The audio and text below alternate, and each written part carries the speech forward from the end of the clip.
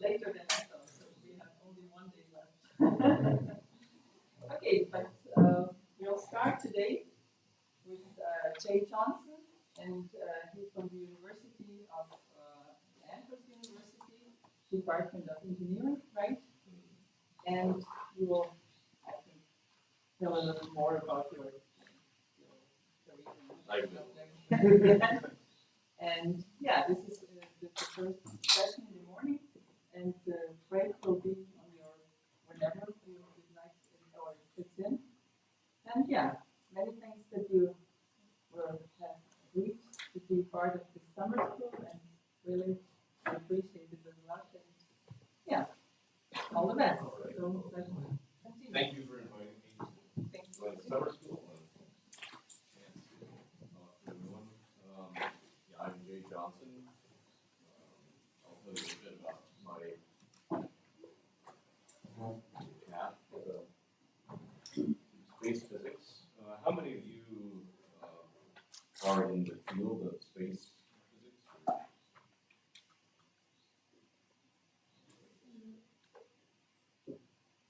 Yeah, the rest of you, you all know what a magnetosphere is? Yeah.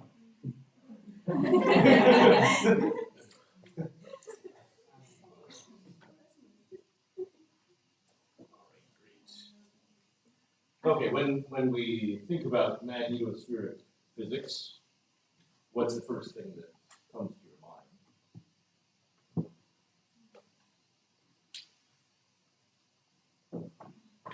Auroras?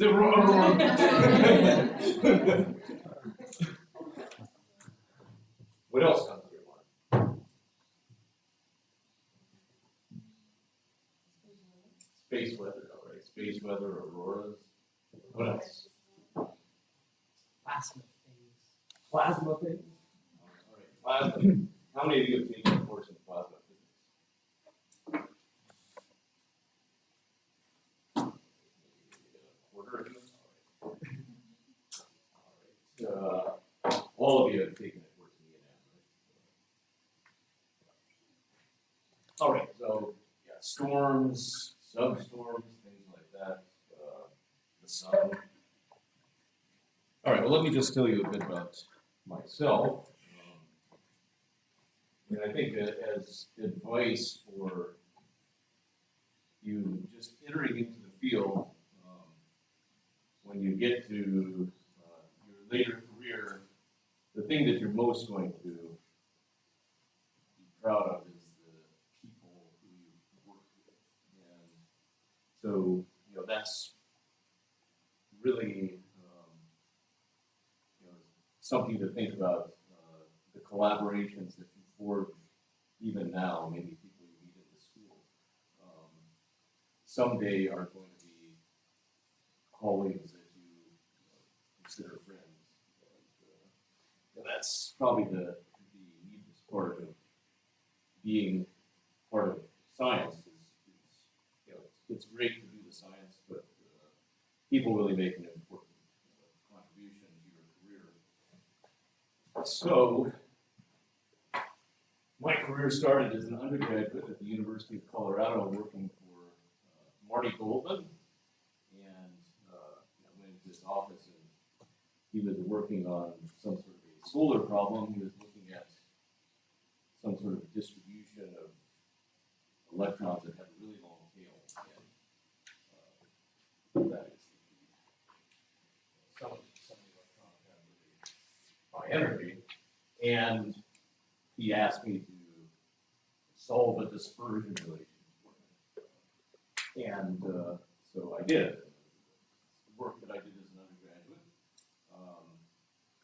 I subsequently went from the University of Colorado to MIT, where I worked for Tom Chang.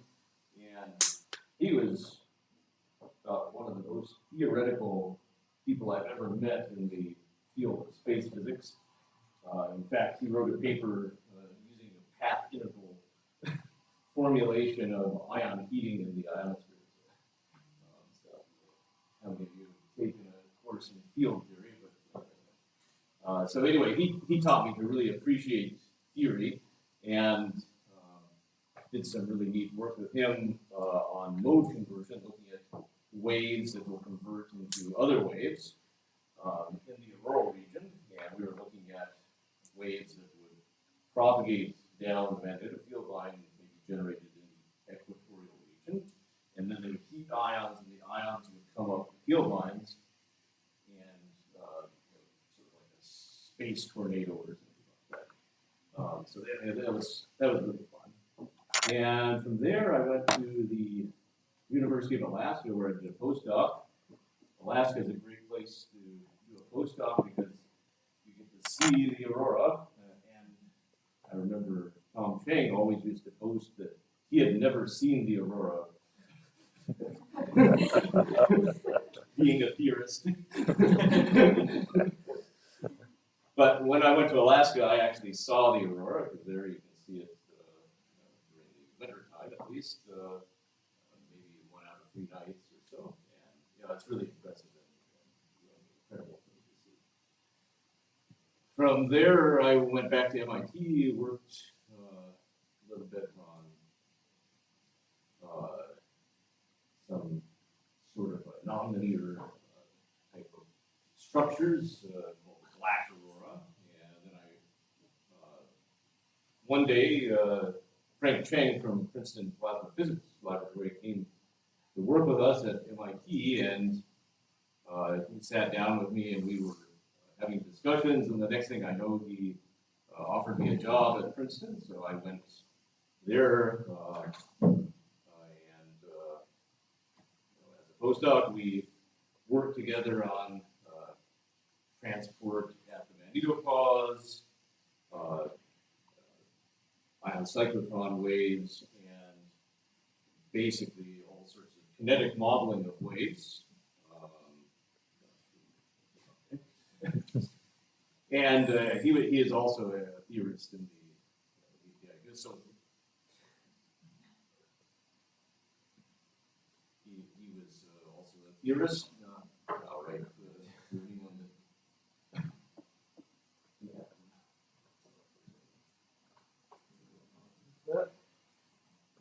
So anyway, while I was there, eventually he was the head of space physics. He was just starting up the space physics program there at Princeton, Plasma Physics Laboratory. And 10 years later, I took over as the head there. I had a series of postdocs. Eun-Hwa Kim, who later became, she's principal research staff there at Princeton. Peter Damiano. So Eun-Hwa and I have worked on developing a global model for electromagnetic ion cyclotron waves, actually all waves, with a finite element code. And so this is actually a revolutionary way of modeling waves in the magnetosphere that takes into account all sorts of mode conversion, and that's a global model, and goes way beyond approaches that have traditionally used ray tracing. Peter Damiano was another postdoc working for me. He's now a professor at the University of Alaska, and he developed a code to model electron acceleration in the auroral region. So we modeled wave particle interactions that actually produce the aurora. And that's actually a pretty cool thing. And then Peter Parazic worked for me in developing a gyrokinetic model for the magnetosphere. And then later we modeled radiation belt electrons. And I don't know how many of you are familiar with something called the loss cone. A few people know about the loss cone. So if you look at the distribution of particle energies, there's some particular angle at which the particles will go into the ionosphere. So if the particles are moving along the magnetic field line, the river force will not stop them and turn them around. They'll actually precipitate into the ionosphere. Well, we were working on designing an experiment And that experiment was to shoot a relativistic electron beam into the ionosphere. And what we found is that if you shoot the electron beam into the traditional loss cone, the electrons will actually bounce back. They won't actually get into the ionosphere, so that the project would not be able to function, or the experiment would not be able to function. What we found is that the loss cone actually shifts, so you have to actually point the electron beam at a different angle in order to get those electrons to get into the ionosphere. And that made it so that the project, or the mission could be possible. He's currently a research physicist at Lawrence Berkeley National Laboratory, so really great people that work for me. When I was at MIT, I worked with Farid Yassin, who is now the ambassador from Iran or Iraq to, he was the ambassador to France, maybe now to the US, but yeah, he was a postdoc at the same time I was a graduate student. Of all the collaborators that I've had, being a theorist, so I would urge every one of you, if you want to go into theory, make sure that your best collaborator is an observer. Or if you're an observer, make sure that your best collaborator is a theorist. Forge those bonds with, it'll just make your work so much more meaningful. And yeah, so Simon Wing at the Johns Hopkins Applied Physics Laboratory is one of my best collaborators. We've had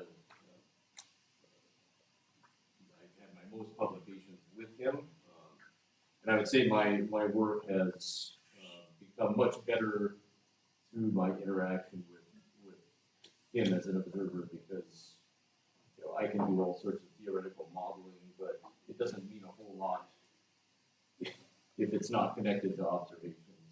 And similarly, as an observer, his supervisor taught him sort of like just phenomenology. So he was looking at DNSP, which is a low orbiting satellite from the military that orbits every 2 hours or so. And based on that, they would measure precipitation patterns in the ionosphere. And what they would do is they would just identify, well, there's this type of precipitation and that type of precipitation and so forth. And it's just descriptive type of thing. Once he started working with me, we began to think, well, what is causing this? What is causing that? And I think both of us found those types of discussions to be really useful. Mark Ingebrigtsen, another observer who's really been helpful in showing, this is the type of wave that we're seeing. Why is it important? And this is a wide list of people who I've worked with through the years. Hopefully, at the end of your career, you'll be able to put up a nice portfolio like this and say, this is what I learned from this person, that person, and that's what we worked on. Even solar projects with a couple people, ionospheric projects, another solar physicist, a lot of wave modelers in here, and even a collaborator in neuroscience. All right. Well, let's get to space physics. So the context of space physics is the heliosphere. The heliosphere is just the region surrounding the sun, basically the region that's sort of carved out in the interstellar medium, and the galactic medium, and I think Voyager has reached through the heliopause. But we're concerned about everything that's inside of this heliosphere. And if we're thinking about the magnetosphere, or that sits within there, so let's just review what's going on. So the sun is responsible for the heliosphere. The heliosphere is caused by a wind that blows from the sun. The sun is sun itself, there's a region inside the sun where fusion occurs, and there's a radiation-dominated transport. Photons take a long, long time to get out of the sun, hundreds of thousands of years, I believe, and so whatever light we see from the sun actually originated a long, long time ago. The outer core is the radiation-dominated transport, and then you have convection. So convection basically heat up the material, and the material rises when it gets hot because it has a lower density, just like most types of just like cooking on a stove or something like that. Convection heat, and so this convection is very interesting. There's some sort of a magnetic field that's inside of this convection zone generated by a dynamo. I've heard about other dynamos in the center of the Earth, but this dynamo is actually on the outer shell of the sun, and this convection will drag the field inside of there. It's what we call a low beta plasma, which means that the convection is going to drag the field wherever it wants to. And so the convection will drag the field up to the surface, it'll emerge, and then that's where you've probably seen cool things like this.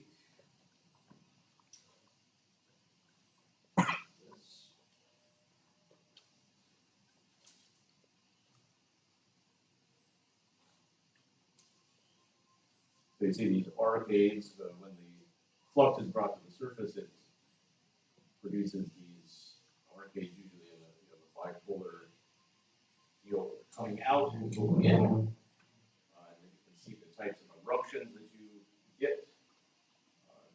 Coronal mass ejection, material just exploding off of the surface of the sun due to reflection type processes. And these movies are incredible. You can see now different wavelengths. Presume the magnetic field is sort of aligned with the structures that you see. You can only measure the field at the surface. But, I mean, you can just see how cool the sun is.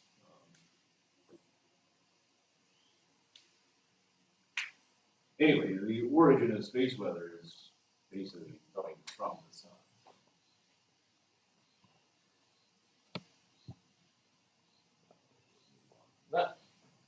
All right, so that's activity at the sun, so we call that solar activity. If we look at so Yoko looked at the sun, a particular wavelength over the course of a solar cycle, and this is a superposed image of how the sun evolves during the course of a solar cycle. And so you can see what we call an active sun, and then here the sun is not very active, and then it becomes active again. So after probably count these, we get 11 of them. So there's an 11-year solar cycle that is well known, where you have a change in activity from being very active, being not very active, to being active again. And this has been seen for a long time. People would actually look at sunspots in antiquity. Someone told me once that they would look at sunspots at sunset with their naked eye. I don't know if this is a good idea. They said they could see. So I don't know how the original observers were observing these sunspots, if they were looking at them late in the day with their naked eye, or maybe they were smart, they projected them onto a piece of paper and counted them. But anyway, it's been known for a long time that there's some sort of an activity cycle from the sun that's about 11 years long. And the origin of this solar cycle is a dynamo process, and probably somewhat different than the dynamo process at the center of the Earth. So the solar cycle is thought to result from the so-called omega effect and alpha effect. So the primary driver of the solar dynamo is the rotation of the sun. So let's say you start out with a poloidal field, that just means that it looks sort of like a dipole field. And the sun is actually rotating, but there's differential rotation, so that's what's indicated by the arrows of different length. So at the equator, it's actually moving faster, rotating faster than at higher latitude. So what that does is it takes the field that's internal to the convection zone, and it starts to rotate it around in the toroidal direction, so that's just going around.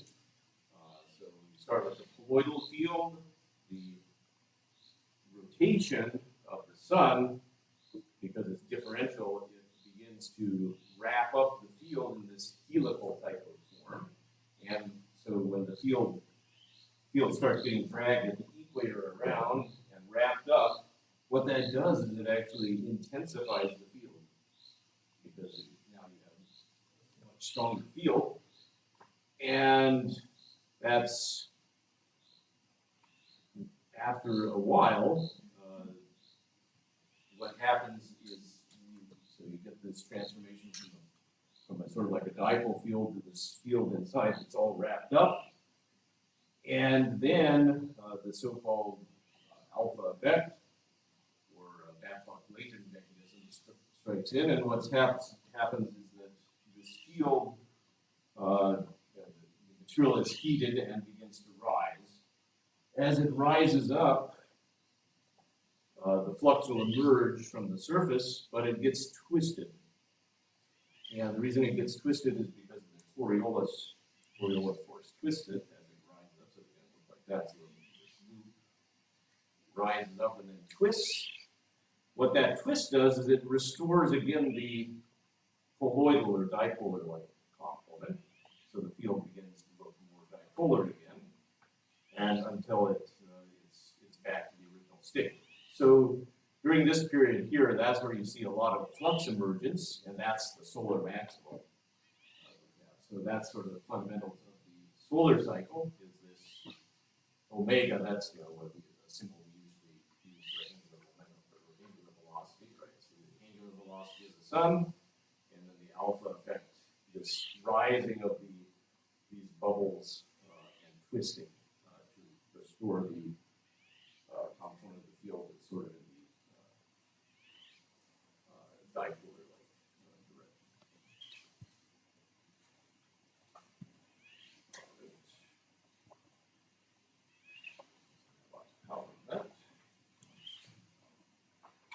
All right. This is a cool paper I saw recently. I just wanted to show it because it looks so cool, right?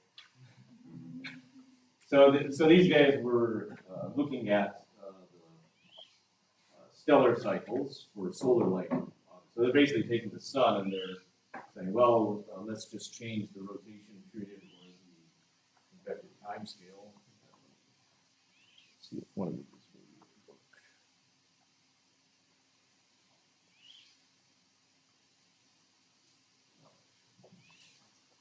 Yeah, so the parameter that's important here is the rotation period over the convective time scale. So the convective time scale can be affected by things like diffusion, temperature, things like that. So the faster the star rotates, you can see that the pattern of the velocity on the surface changes. So this is called meridional flows.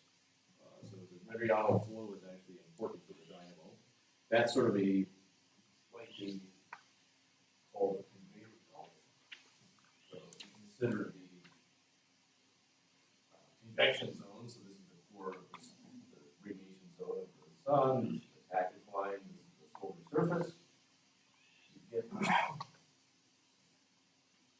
at high latitude, the material basically is drawn down close to here it's heated up, and then it emerges and returns surface, and so this is the flow back toward the pools. And so you get these interesting patterns like this. The sun, I think, is probably somewhat like this. So you have this meridional flow, and then maybe at higher latitude you have, this paper has views from the top. So anyway, the flow is that you do this convection like this are really important for the solar cycle. And what happens is that in the initial, right after solar maximum, the flows here are actually emerging, and then later on they emerge from here, and you have sort of a shift from higher latitude to lower latitude of the sunspots emerging. And that is what you see. You probably have seen the butterfly diagram. How many of you have seen a butterfly diagram? Okay, so again, this is the sun. Here we have sort of little activity, so that would be solar minimum. And over here you have solar maximum. Looks like that. So you can see we have lots of, it's sort of interesting. These spots only appear in a certain band, and up to around 30 degrees, and when they shift down toward the equator, then they sort of annihilate at the center when they get that. And that's what you see here. If you look at a function of time, starting at 75, you can see, well, so the pole sort of tells you the polarity of the sun at a pretty given time. So you can see the polarity is reversing every 11 years. And then you see these sunspots appearing, they appear first at about 30 degrees, and then they shift down toward the equator, and then you can see that repeating again starting around 30 degrees and then going to the equator. And you can see the polarity is flipping every cycle. And if you were to count the number of sunspots, the sunspot number, which has been done since the 1600s, so that's when people were first looking at these things, you actually see this solar cycle variation. And there is a big minimum. Yeah, there is a big minimum. Yeah, so even at the time when people were reporting these sunspots, there was this minimum around in the 1600s when you basically didn't see any activity, there was no aurora, and it was actually called a little ice age. So you can actually extend this back by looking at carbon 14 or beryllium 10, going back with ice cores, and you can see that these things sort of track very well with the solar cycle that we've seen, and so we can infer backward in time what the solar cycle looked like. You can see another minimum here: the Sporer minimum, the Maunder minimum, the Wolf minimum, the medieval maximum, and so forth. And these are, yeah, so this is called a grand minimum here, when you basically have nothing. People wonder whether even today we're coming to some sort of a minimum, because the solar activity has been reducing in the last couple of cycles. You know, the dolphin minimum here. That'll put us out of business if we have another minimum. People may not be very excited if there's no activity, right? All right, so anyway, so another thing you can see is the polarity here is blue on top, yellow on the bottom, but then flips on the bottom. That polarity is a result of the Coriolis effect as well. Interesting, if you look at Bruegel's paintings back in 1560, that's right here, when it looked like there was this Sporer minimum. There's a lot of ice in the Netherlands, probably not so much ice now in the Netherlands during the winter. And during the Little Ice Age, it was very cold and So you had a lot of paintings that had cold temperature. All right, so what does this have to do with the Earth? So the sun is basically blowing material out, so it's very hot. You can see that there's explosive activity. Material comes out away from the sun, and Eugene Parker derived a model for the solar wind, and this is what it looks like. So yeah, you can see that there's a spiral structure to it coming out, and this is called the Parker spiral. It's like a sprinkler that's going around and shooting out water, and as the sprinkler rotates, the pattern that comes down is actually like the spiral. Another thing that you would expect to see is a warping of sort of like a current sheet, and the current sheet gets warped. Any type of offset from being purely aligned with the plane would lead to that. And so these are actually really important things because the magnetic field of the sun, as it comes out,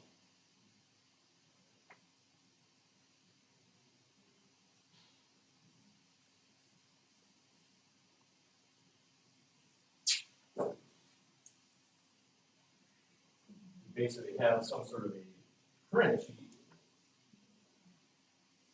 So eventually, wherever the sun comes out, it's basically fields coming like that. And so when the solar wind gets to Earth, you would expect that it's mostly going to be directed in the ecliptic plane. The field will be in the ecliptic plane. But it's these little undulations, ripples in the current sheet that will lead to the magnetic field being northward or southward compared with the Earth's magnetic field. And so these undulations are very important for driving the dynamics of the magnetosphere because northward and south, when the field is aligned with the Earth or anti-aligned with the Earth, it makes a big difference.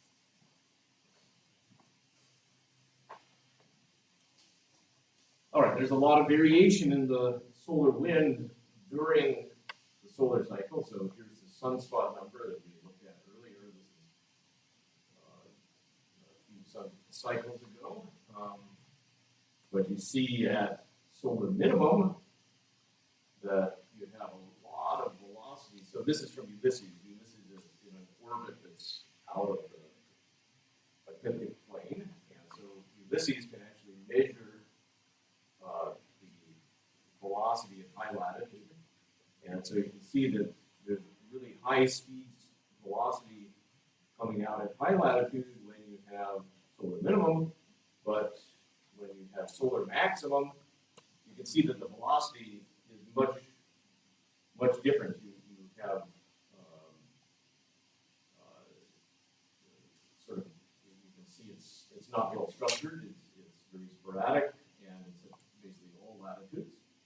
And then you see a return back to this velocity. So you can see that the velocity of the solar wind varies during the solar cycle quite a bit, and that can also affect the geoaffective response at the Earth.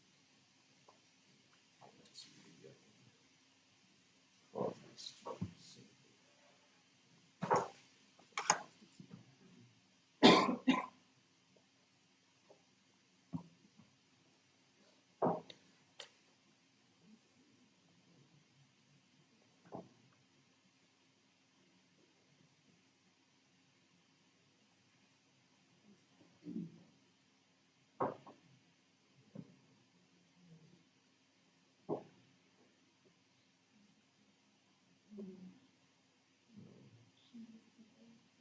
maybe render very close. Oh, now it is. All right, so this is also an interesting, the concept of the magnetic carpet. So this is actually a high-resolution simulation of the solar surface. So you can see all the flux emerging from the solar surface. It almost looks like that picture I showed you initially, right? This is actually run on a really high-powered computer. And so you can see what the field lines are all tangled up and just really turbulent. Now, Borofsky did a study of the magnetic field near the Earth and found that all this mixed up spaghetti makes its way. So you may think if you solve the Parker's model of the solar wind, that the solar wind is just this nice laminar thing that comes past the Earth. But in fact, what the field coming past the Earth looks like is just a bunch of spaghetti that's sort of mixed up. And if you look at it head on, this is what the solar wind looks like. It's just all these sectors of, and in these sectors, the magnetic field is in different direction. And so when we encounter one of these, we encounter some type of magnetic field direction for a period of time, but these things only may persist in encountering the Earth for maybe 3 hours or 1 to 3 hours. And so that's, you get a lot of variable conditions in the driving of the magnetosphere because of this sort of like spaghetti-like nature of the solar wind. And this is actually a very interesting question people have is this spaghetti determined by what's at the surface of the sun, or is it evolving as it comes out? And that's still something that is an area of active research. All right, so we finally get to the magnetosphere. So the sun, solar wind, all of this mixed up spaghetti field encounters the planets. And we're going to look at the Earth's magnetosphere in particular, but all of the planets that have magnetic fields have a magnetosphere. Some planets, like Mars and Venus, have not much of any magnetic field, maybe some sort of crustal field or something like that. These other planets have very interesting interaction with the solar wind, much different from the Earth. How big do you think the magnetosphere of Jupiter would be if you looked at it, if you could see it with your naked eye?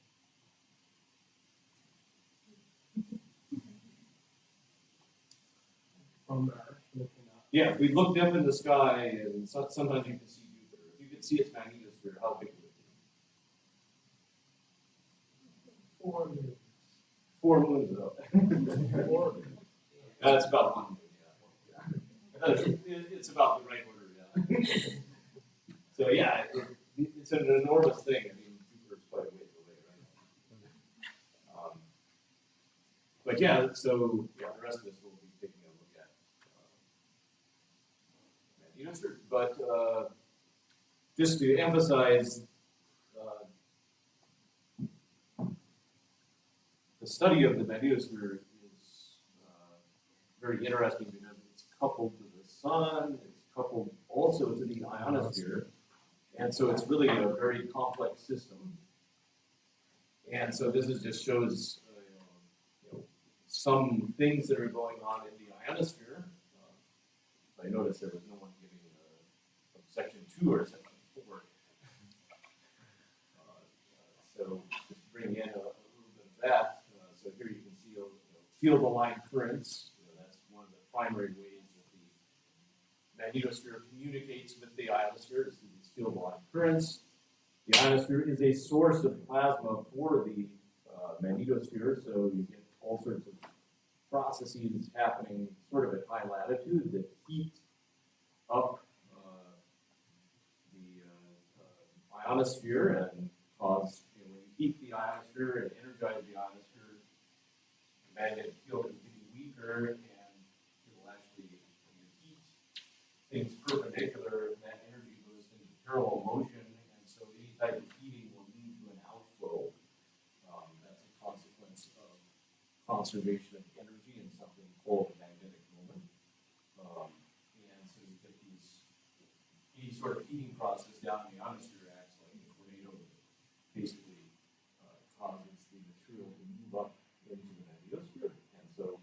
the ionosphere can be a significant source of plasma in the magnetosphere.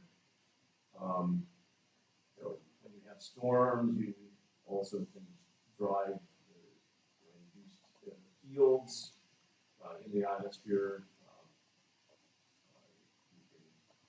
There's all sorts of interesting things, neutral winds, gravity waves. The ionosphere is really important. Yes. Can I ask a stupid question? If you're on Earth, then you have the atmosphere and all its components. And how far from the atmosphere is the ionosphere, and how far from the ionosphere is the magnetosphere? Oh, you want to know Yeah, just like scales. scale? Let me see if I actually have a. Sorry if I'm cutting it. Whoop.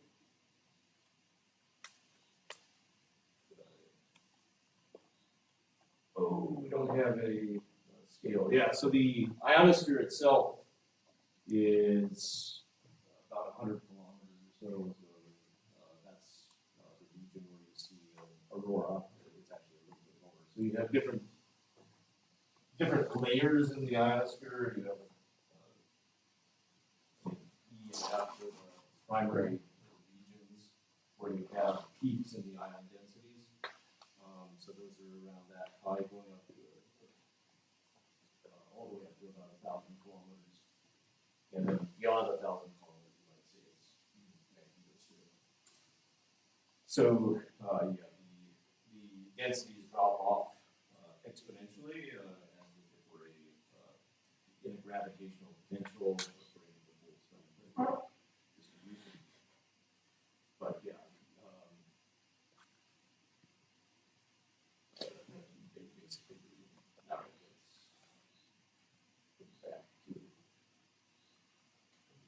Nope.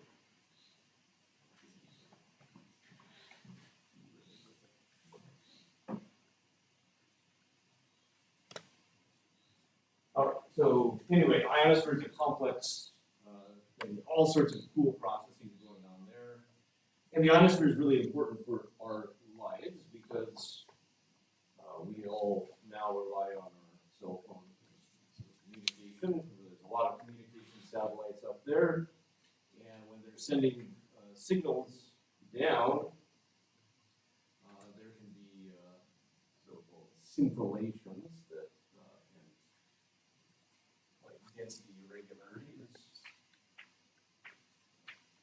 and so then these signals will get scattered by those, and so you get phase delay in the paths, and that can affect communication. So anyway, some really cool things that can occur.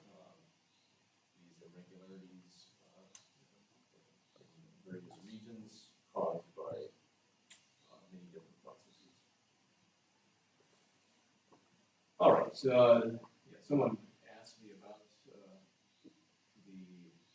importance of the Earth's field. So sometimes you hear people say that it's really important to retain the atmosphere. And so one thing it does is the magnetic field shields cosmic rays. So cosmic rays are charged, really energetic charged, GeV energy charged nuclei that may be emitted by the sun, or it may come from a stellar source. But when they encounter the Earth's magnetic field, they get trapped in the radiation belts, and they're shielded, so the magnetic field will actually deflect them, so they don't impact the Earth.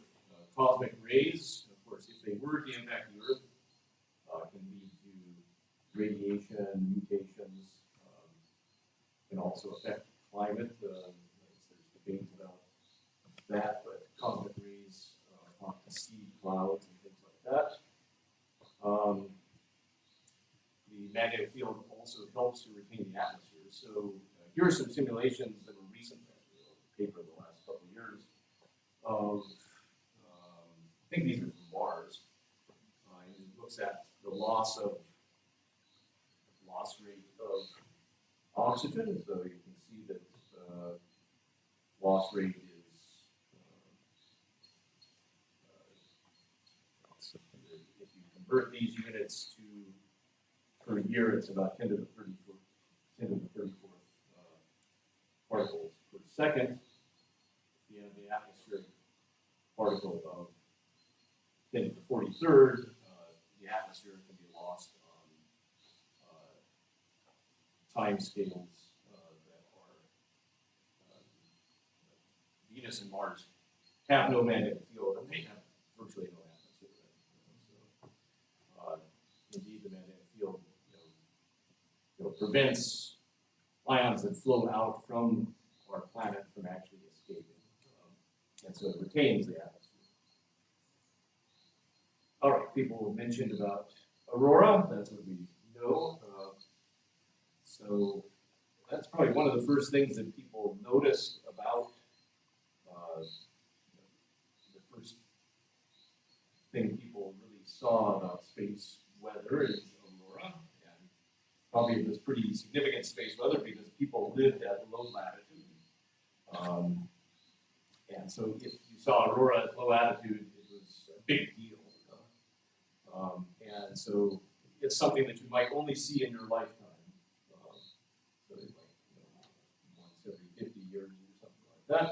And so people would say, oh, there was an aurora back when Julius Caesar died. So there was an aurora when Julius Caesar died, and they would probably tell all of the people. And then Attila the Hun came to attack the Roman Empire, and there was another aurora that happened at that time as well. So people would associate it with bad things. There was a story about two armies that were having, they were going to have a battle the next day. They were, that night there was an aurora that they interpreted as being some sign that, and they made peace. Yeah, there were various interpretations of what the aurora was, but this is what they might view it as being. The expeditions to the poles, people would see the aurora. So a lot of the exploration that took place going to the Northwest Passage and to Antarctica was some of the first real interesting views that people were getting of the aurora and understanding. So just some pictures.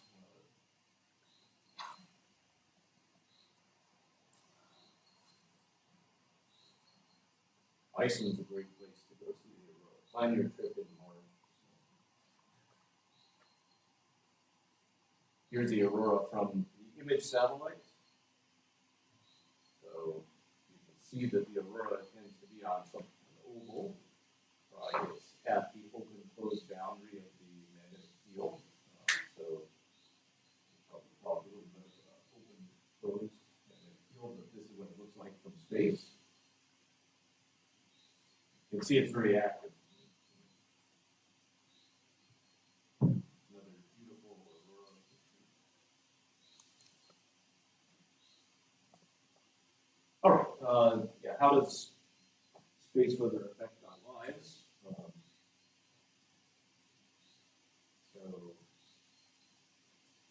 So protons from solar flares, like more important energetic electrons from storms. Electrons are injected into the inner magnetosphere. They get up to MEV energies, and when they strike satellites, they can damage the components. This can be very expensive, costing a lot of money to replace. Airplanes actually will reroute when there's a solar storm to lower latitude so that they can maintain their navigation devices. Induced currents, when we were working on induced currents, can damage power grid.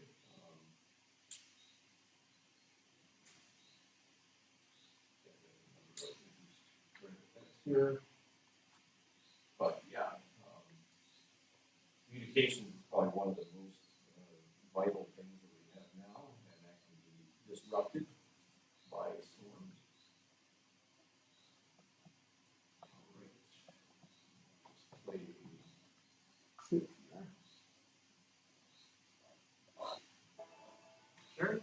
CME Narrowly Misses Earth, presented by Science at NASA.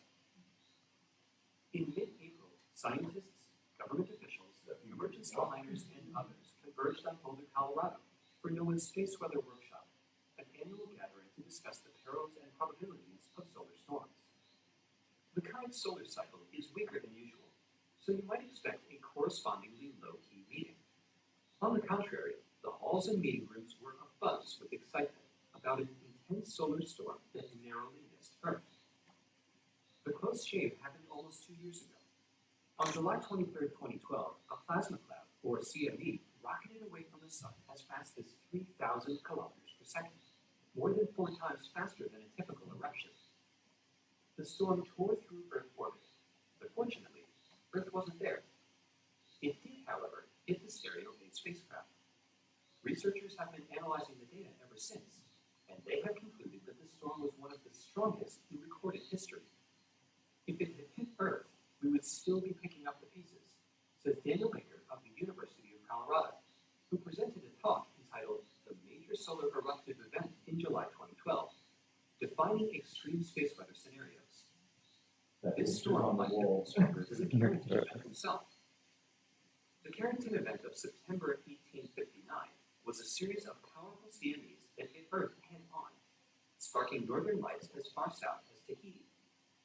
Intense geomagnetic storms caused global telegraph lines to spark, setting fire to some telegraph offices and disabling the Victorian Internet. A similar storm today could have a catastrophic effect on modern power grids and telecommunication networks. According to a study by the National Academy of Sciences, the total economic impact could exceed $2 trillion, or 20 times greater than the cost of a hurricane like Katrina.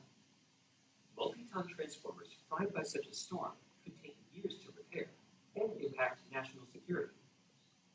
A recent paper in Nature Communications, authored by UC Berkeley space physicist Janet G. Lumen and former postdoc Ying D. Liu, describes what gave the July 2012 storm Carrington-like potency. For one thing, the CME was actually 2 CMEs, separated by only 10 to 15 minutes. This double storm cloud traveled through a region of space that had been cleared out by another CME only 4 days earlier. As a result, the CMEs would not be celebrated as much as usual by their transit through the interplanetary medium. Had the eruption occurred just 1 week earlier, the blast site would have been facing Earth rather than off to the side, so it was a relatively narrow escape. When the Carrington event enveloped Earth in the 19th century, technologies of the day were hardly sensitive to electromagnetic disturbances. Modern society, on the other hand, is deeply dependent on sun-sensitive technologies such as GPS, satellite communications, and the Internet. The effect of such a storm on our modern technologies would be tremendous, says Lumen. During informal discussions at the workshop, Nat Gopalswamy of the Goddard Space Flight Center noted that without NASA's stereo probes, we might never have known the severity of the 2012 superstorm. This shows the value of having space weather buoys located all around the sun. It also highlights the potency of the sun even during so-called quiet times. Many observers have noted that the current solar cycle is weak, perhaps the weakest in 100 years. Clearly, even a weak solar cycle can produce a very strong storm. Says Baker, we need to be prepared. For more information about storms, on Earth and among the stars, stay tuned to science.nasa.gov. Yeah, so there were 2 spacecraft, the stereo spacecraft, which at that time were on the other side of the sun, and so they could actually detect this. But, indeed, 1 week earlier, it heads right to the Earth. So, yeah, this is definitely something that's important to consider. This is the importance of space weather, probably. Between the 23rd of October and the 6th of December 2003, there was a series of storms called the Halloween storms. And this is actually a picture of the time of the Halloween storms. These are the lights of cities down here, and these are the aurora that are associated with that. So, 47 satellites reported malfunctions at that time during these, and another satellite cost 640 million was a total loss. More than 10 satellites were out of action for more than a day. And this can be very expensive to have damage from a storm. There's basically, so in 2021, there are 4,550 satellites in orbit. Each one of them is very expensive to put up. A lot of them are in geosynchronous orbits. These are good for weather because they sit above the same place and look at the, got a lot of weather satellites, telecommunication satellites there. Highly elliptical orbits are remote sensing, low Earth orbit, that's also communications, the GPS and stuff like that, low Earth orbit, medium orbit. Yeah, this is just in the news, February 2022. 40 Starlink, so Elon Musk put up a bunch of satellites, right?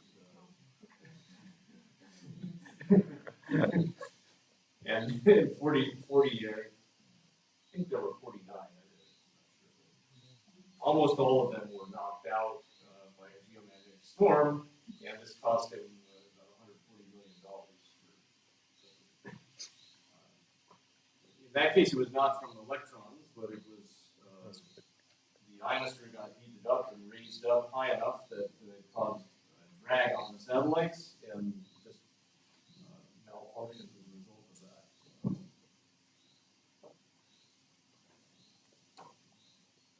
So yeah, the radiation belts were discovered by Van Allen. He sent up a satellite went up. I guess this is probably the original drawing of the trajectory or something like that. And what they found was there's actually two regions. Where you have radiation belt particles, the inner radiation belt. The inner radiation belt has mostly, it's populated by cosmic rays. They stay there a long time, so that radiation belt is basically persistent, is there all the time. The lifetime of the particles there is extremely long. And then you have the outer radiation belt, which consists of, I'll talk a bit about that, particles that are injected in from the magnetotail that get trapped in there. It's actually particles go in and get trapped there, and those particles then are unstable and produce waves which then heat some of those electrons up to MeV energies, and those can damage satellites. So there's a slot region between the two radiation belts, so it's a good place to put satellites, although sometimes it's filled in, but all right, well, we take a break, and then we will take a look at the morphology of the magnetosphere and the dynamical processes in the magnetosphere.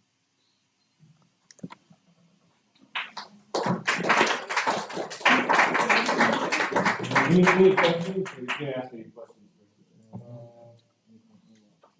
So how many minutes? There's only coffee right now. Oh, only coffee. So the food and things are normally prepared at 11. So do you want to make a second break before the lunch break? So we can just take a 5-minute break. Yeah. We'll start up again at 10. The storm exactly damaged. The geomagnetic storm is it's a moderate storm, less between -71 or something. But it is a kind of double storm. Dip, and after some time, again dip. So, A double storm. yeah, like the 2003 Halloween storm. Like the one they talked about. Yeah. So, I feel like it will have a big impact on the thermosphere. Yeah, for sure.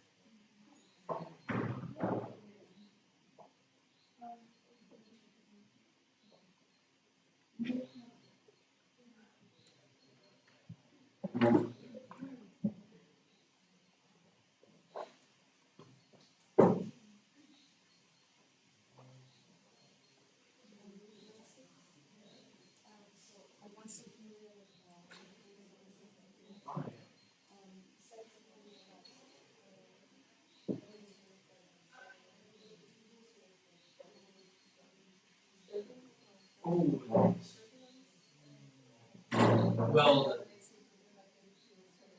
yeah, so I think maybe just having a slight offset as it's from the ecliptic plane will give you some type of and that will sort of make like the wave structure. Yeah.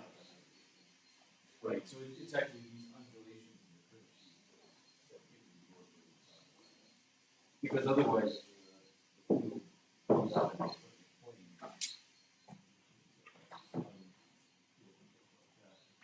Here, there'll be no north except from the dipole tilt. The dipole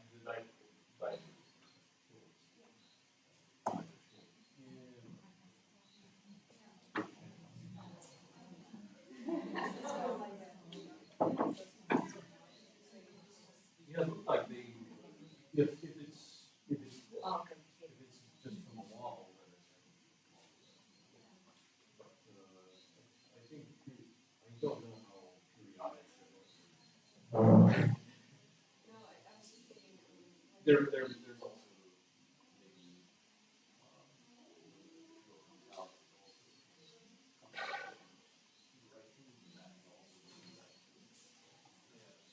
so I think maybe a little bit less land movement. What was shown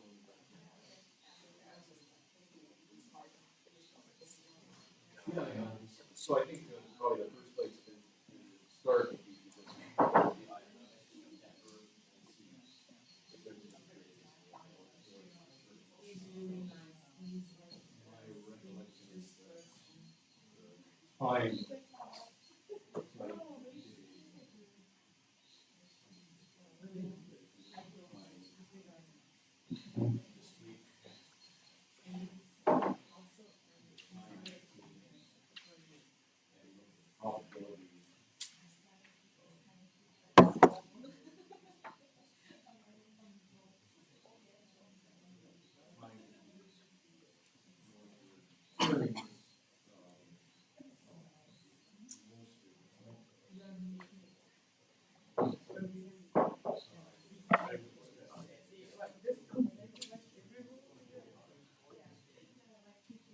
subsurface.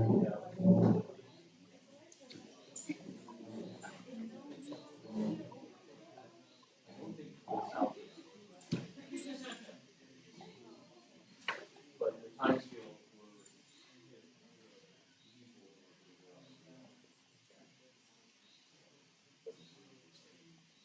well,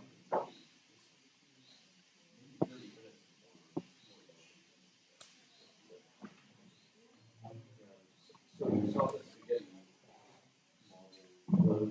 This is exactly what I am studying yesterday. I show you that Niemegk. He's very good man, and he's very encouraging, and he's very good. He speaks very slowly, and everyone can understand what he's saying. I always, and the presentation is really good. Yeah, so the stereo. Yeah, there's a satellite. He said that geomagnetic storm is missed by Earth. It's very fast. I mean, Baker studied that using different satellites. There are some.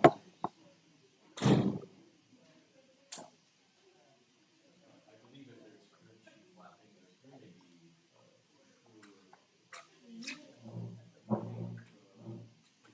climate phase every 2 weeks you get a high speed. That high speed stream.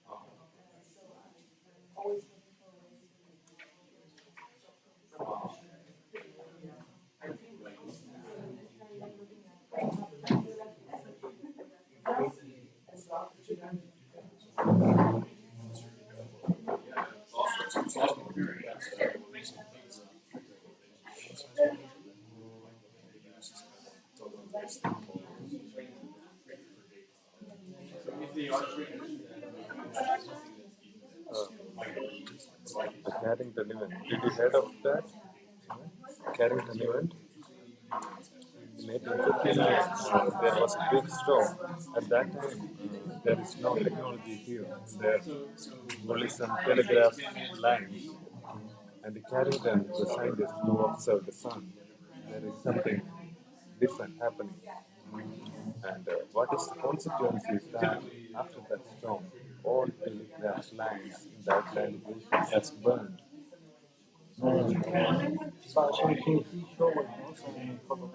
Yeah, it's at that time it's only that much. If it happens like such a kind of storm now, it will cost billions of dollars.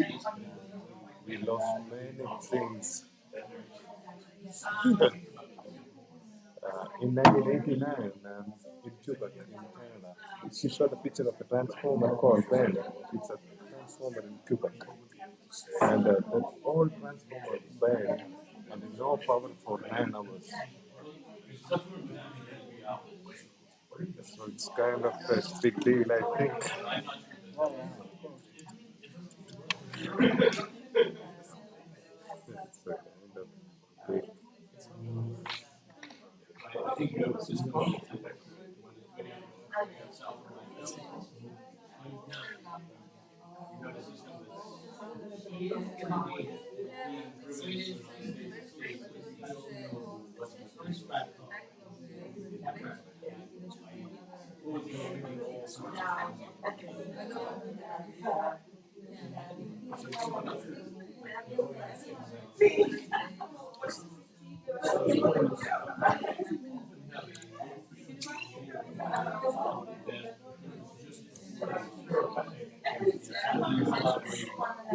It's a kind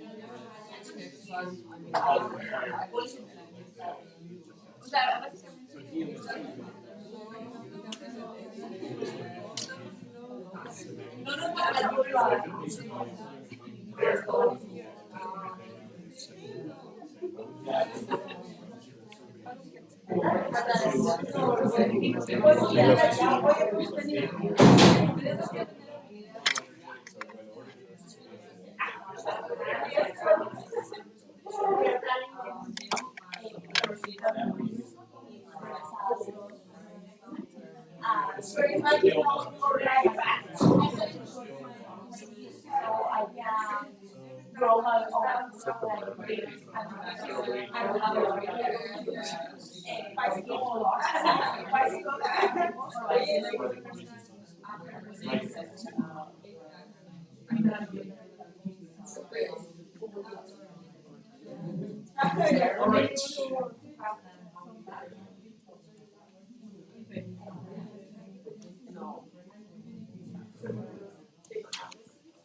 Any questions on what we looked at so far? All right. Let's take a look at what makes up a magnetosphere.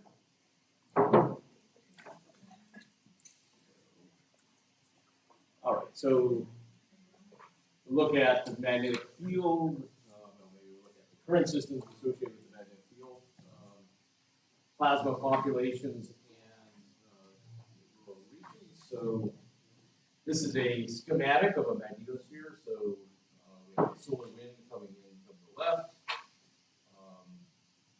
The magnetosphere carves out a huge cavity in the solar wind. It's very tenuous in here. The solar wind, anyone know what the density of the solar wind is? Particles per cubic centimeter? About 5 Okay, 5. So 5 for 5 times. About 5, 10 particles per cubic centimeter. And what's the typical density in the inside the magnetosphere?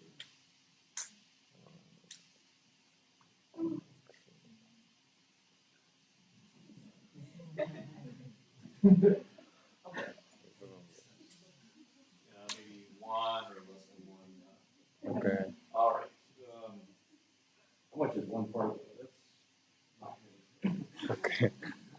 1 particle per cubic centimeter. So, yeah, here, how many particles per cubic centimeter do we have in this system?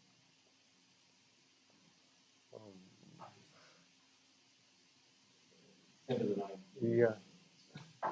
So it's very, there's hardly anything there. The magnetosphere. So the magnetosphere is populated by particles, but there's hardly any particles there.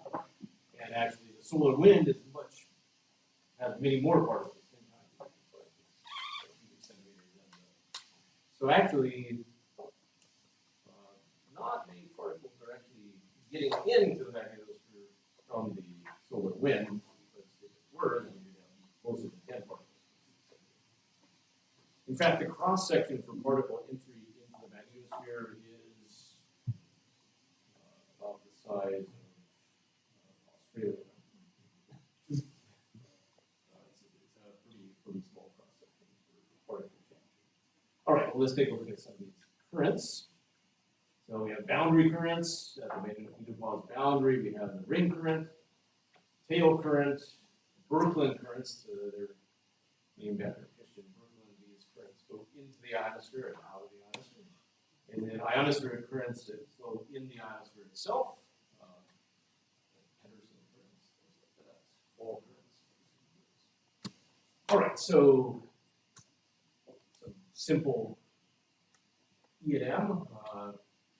If we want to consider what happens to the dipole when we have a solar wind, the simplest model is to just say, well, if we have some sort of a superconducting boundary here that doesn't allow the magnetic field to penetrate over to the right, and so yeah, what would be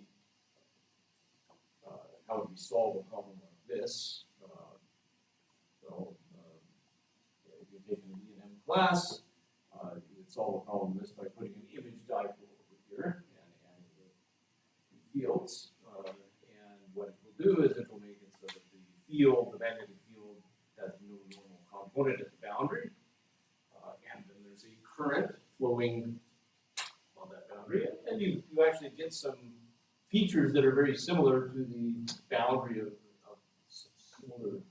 solar boundary of the magnetosphere. You have sort of a compression of the dipole. So the dipole, all its flux is forced to be on this side of the boundary. So you get this compression. You get a neutral point up here. This is where the cusp comes from. So the magnetic field has some sort of a cusp. You have some type of open field line here. And so that's Chapman and Ferraro made this very simple model.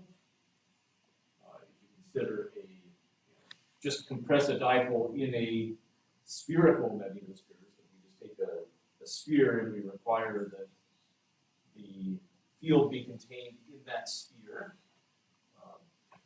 And again, we look for a solution. We can use some sort of a scalar potential for the magnetic field. And at the surface, we require that the normal component of the field be 0. And that gives us a scalar potential like this. And what we find is that at the boundary, we get about 3 times the field strength that we would normally have from the dipole at that boundary. So the actual compression is somewhere between 2 and 3. And out here is one of my students just made this for me. This is sort of cool. If you put a parabola, you can solve for the Poisson equation to actually zero out the normal component on this boundary, and that will give you, you can see the compressed magnetic dipole on the right-hand side of the boundary. Here's the boundary of the magnetopause. These are your currents, so you get a current that's flowing around like this, and on the other side, and we have this set up so we can actually rotate the magnetic field dipole in any orientation we want. On the other hand, in addition, we can put a solar wind magnetic field on the other side, and then the difference in the field, so that solar wind field will break across the boundary. And then the difference in the fields on the two sides just gives us the current system. And we're doing this so we can calculate Kelvin-Helmholtz instability everywhere on the boundary and paint the growth rate for that. But anyway, this is what the Chapman-Ferraro current system looks like at the boundary. So this is what you would expect to see. All right. Does this current system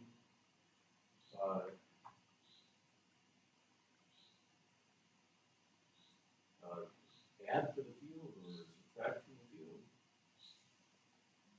So we build that first.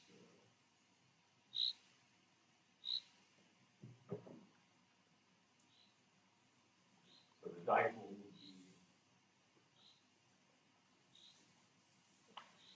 yeah, right hand. Oh, yeah. Yeah, so the dipole should be coming up like that. And then this current is from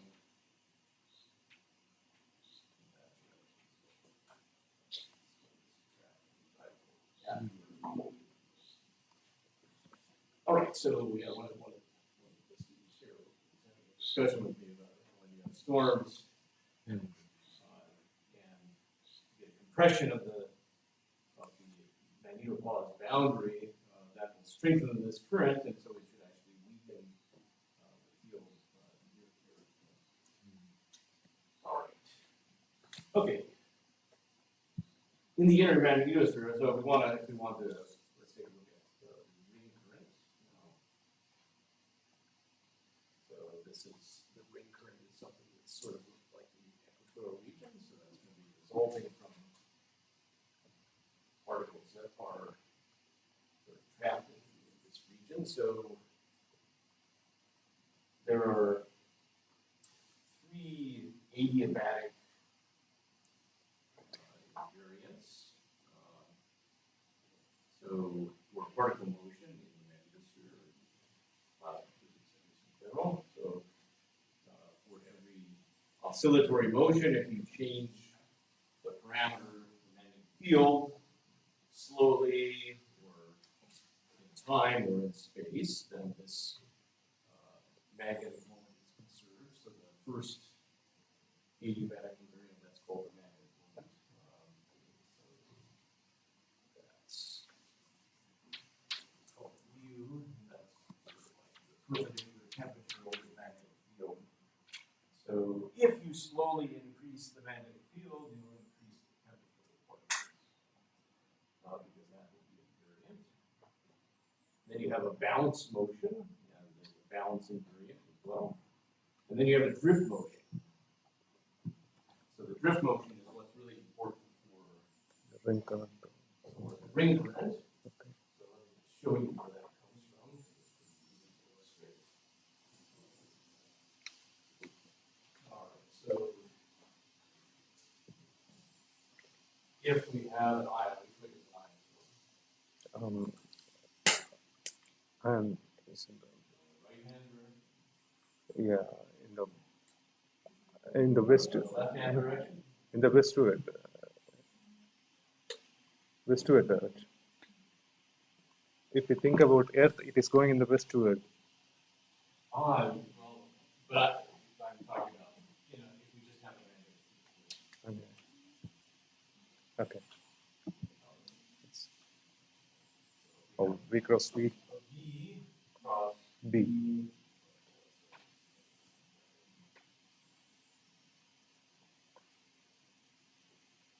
Yeah, V. goes B, then left, B cross B. left. Oh, B cross. Left-hand sensor. Okay, I got this right? okay. All right. Yeah, that's right. I'm so sorry. So you're saying, so you're talking about a particle moving in this like. I'm talking about a particle gyrating in the magnetic field. So motion should be B cross B. So B, if B is this way, then B crosses B this way. this So way. the force is that way, so it must be going in a circle. Okay, so that's, all right. So now the important thing is if we have a strong magnetic field here and a weaker field up here. Okay, so the field is getting weaker as I go up here, right? All right. So this is called the gyro radius. All right, so the gyro radius gets bigger or smaller as the magnetic field gets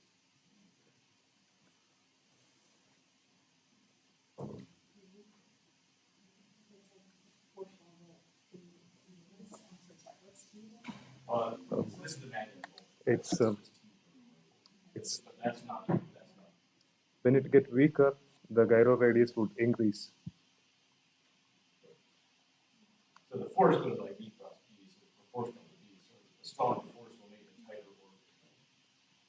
And the weaker one will make a bigger orbit. Okay. All right, so the orbit's going to have a larger curvature up there. Okay, so the particle is going to have a large curvature up here, but when we get into this region here, we'll have a smaller curvature.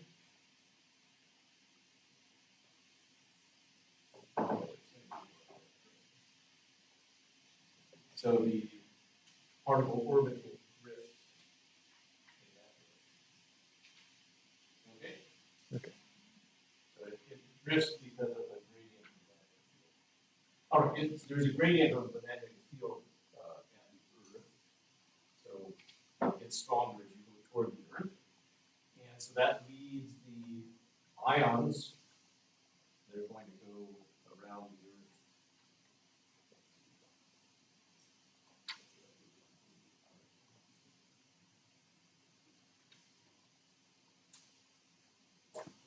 So the ions are going to go, this is the sun that way, the ions are going to go in this direction around the Earth.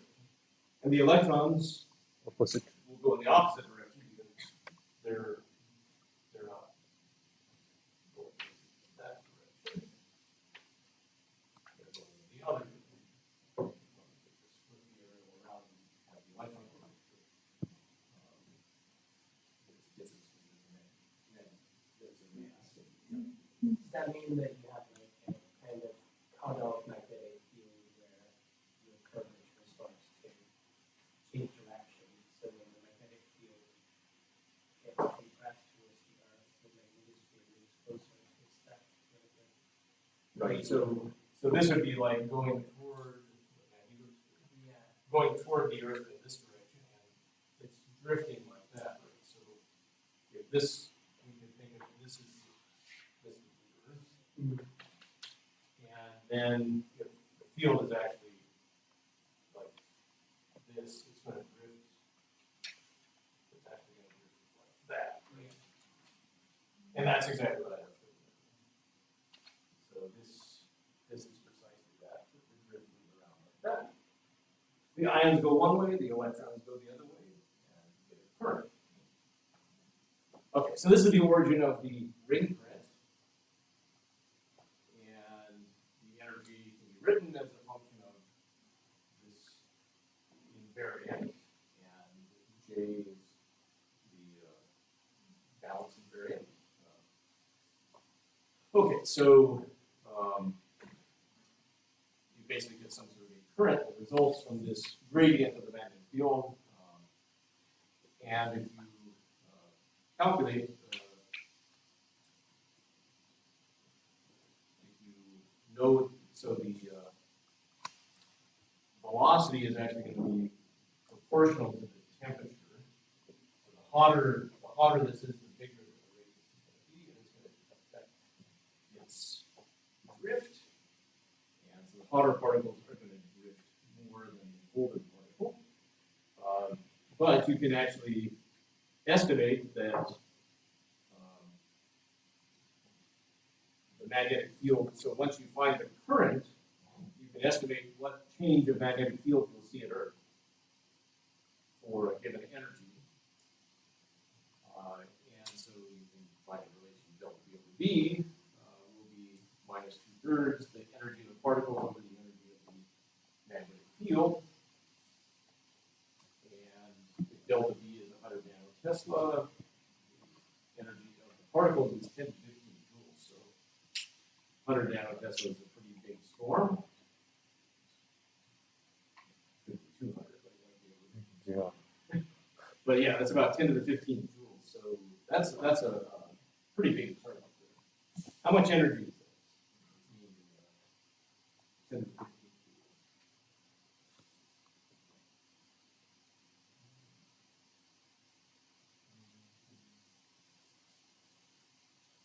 That's about 100 early atomic bombs. So every time we have a storm, it's like 100 early atomic bombs.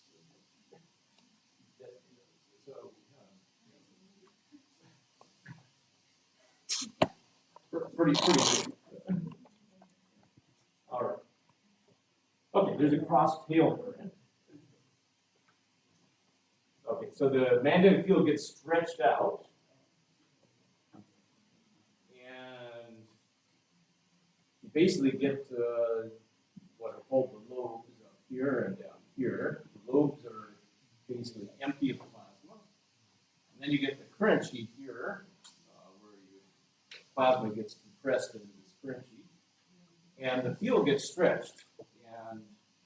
And so when we stretch the field,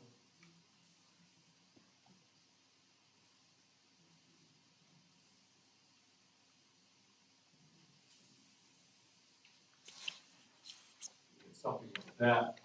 If you have a field that's like this, what do you need right in here? So whenever you have to have a sheet of current in here in order to be consistent with that.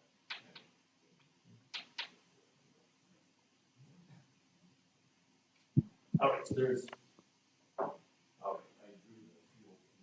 Opposite.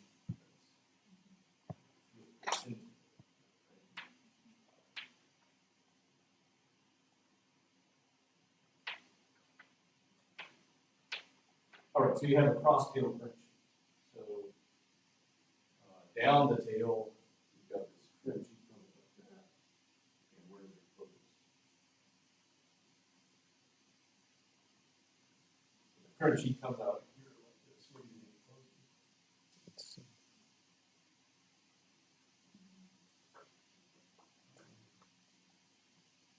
Comes up and over to the back. Close.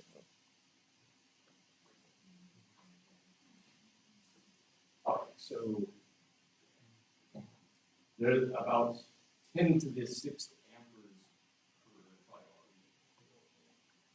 r. So that's quite a bit. Mega amp for phi r. All right. Okay, and so we talked about a ring current. Here, and then we talked about a tail current out here, and there's actually some sort of a disconnect, right?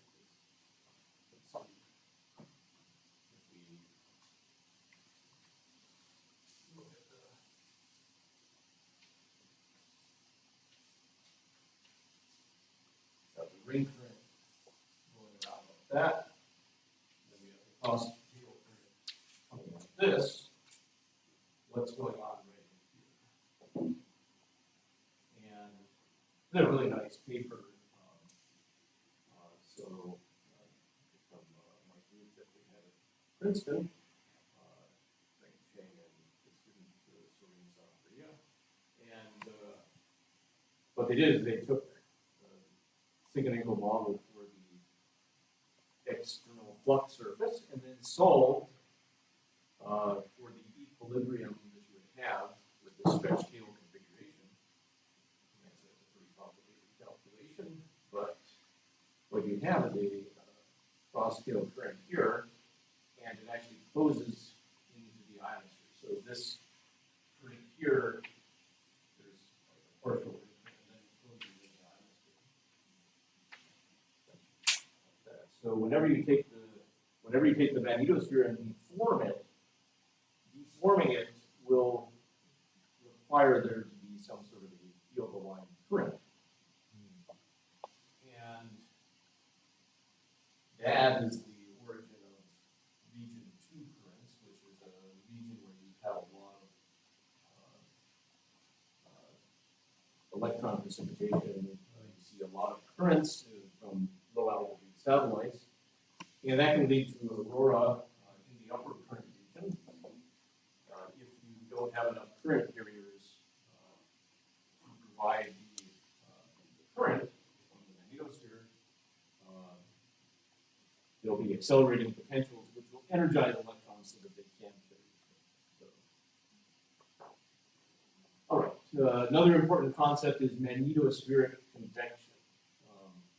So what I showed so far is just a bunch of magnetic field and current structures, but in fact there's an interaction with the solar wind, and that's driving something like a dynamic magnetosphere. So this is a figure that shows southward INF. So INF is interplanetary magnetic field. So when the interplanetary magnetic field is southward, it's opposing the magnetic field of the Earth. So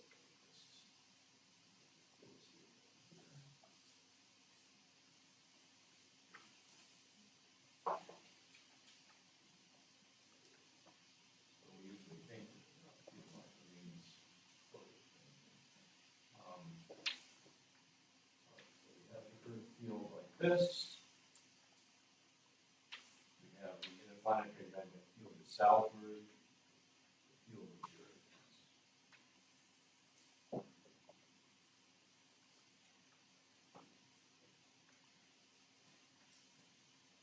is this, and when they interact, what happens here, and it's believed that reconnection happens, and when reconnection happens, you can get a geometrical topological change, and the solar wind is dragging that field line, so it's actually going to drag it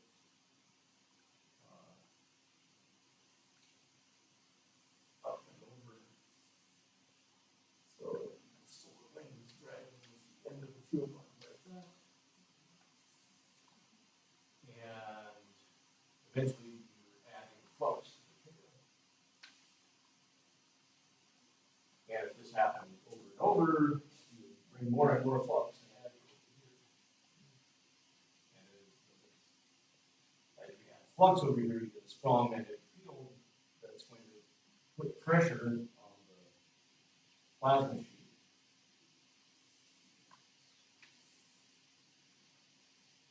Out here, it's going to compress the plasma sheet material to get hotter and hotter.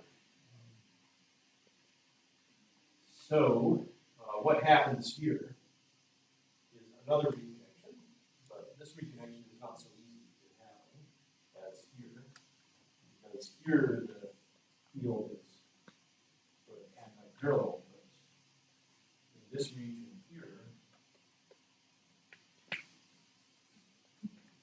the field is not so anti-parallel.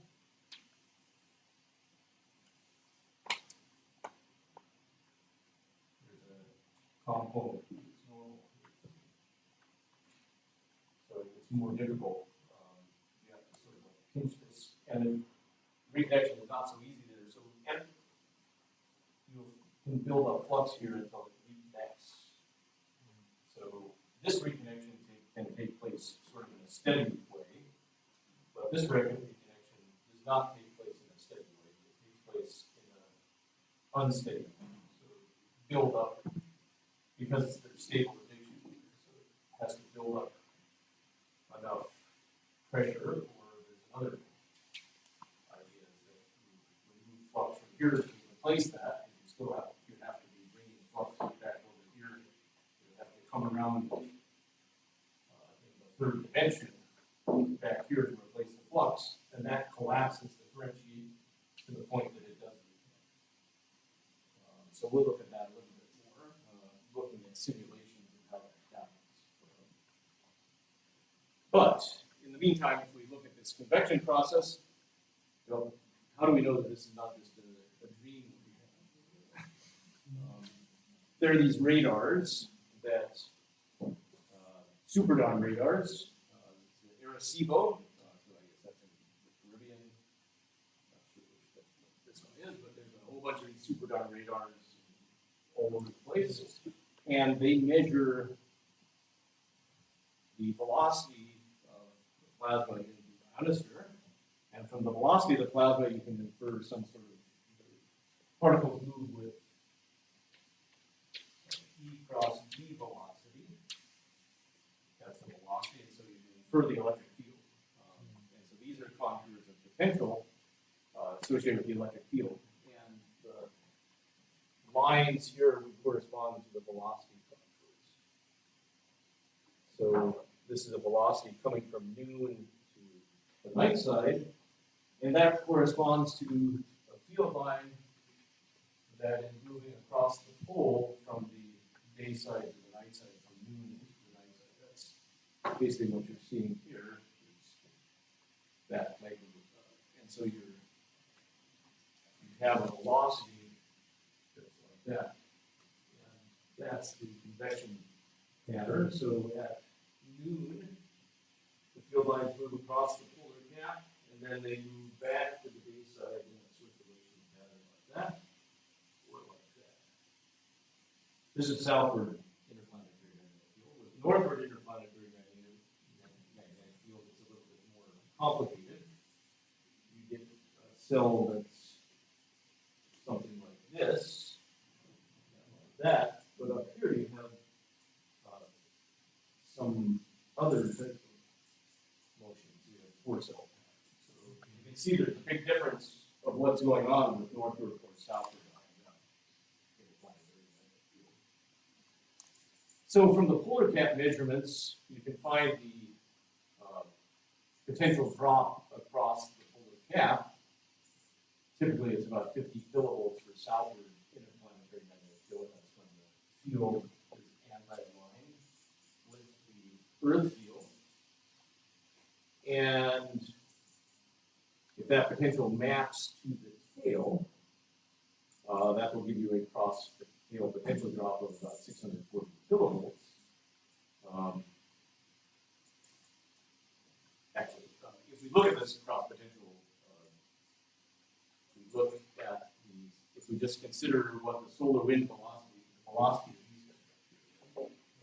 So you just take the solar wind velocity, magnetic field of the solar wind, that's, and the bar of the tail. So from the sitting spacecraft, you can sort of see what the size of the tail is. You can estimate it should be about 640 kilovolts. So the potential drop in the solar wind across the magnetosphere, about 640 kilovolts. But in the polar cap, it's only 50 kilovolts. That tells us that about 1% of the solar wind flux reconnects when you have southward IMF. And with northward IMF, it's a much smaller potential drop, and only about 1% of the flux reconnects. So 10% of the magnetic field of the solar wind is actually connecting with the Earth, peeling it off in this manner. Yeah, so that's a fairly significant thing. Reconnection dominates southward IMF conditions. For northward IMF, it's not so clear that that's the dominant mechanism. It's not clear that this isn't just some sort of viscous interaction over here. This up here may be some sort of reconnection. All right, magnetospheric plasma populations. We've already mentioned some of these. So we have a plasma sheet. We have a lobe that's hardly populated. We have a mantle that's basically plasma that's come in and move off like that. You have a boundary layer, the low latitude boundary layer there. And then we have, if you look down from the top, this is from the side. If you look from the top, we have a plasma sheet. Then in here we have some region called the plasmosphere. So let's try to make sense of some of these objects.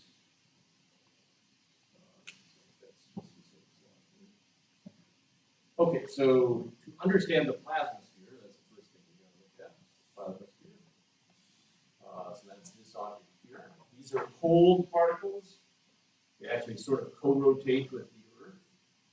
That's sort of a weird shape to it. All right, so if the Earth is a conductor rotating through its own magnetic field, so the Lorentz force acting on the particles of the Earth will give you some sort of a charge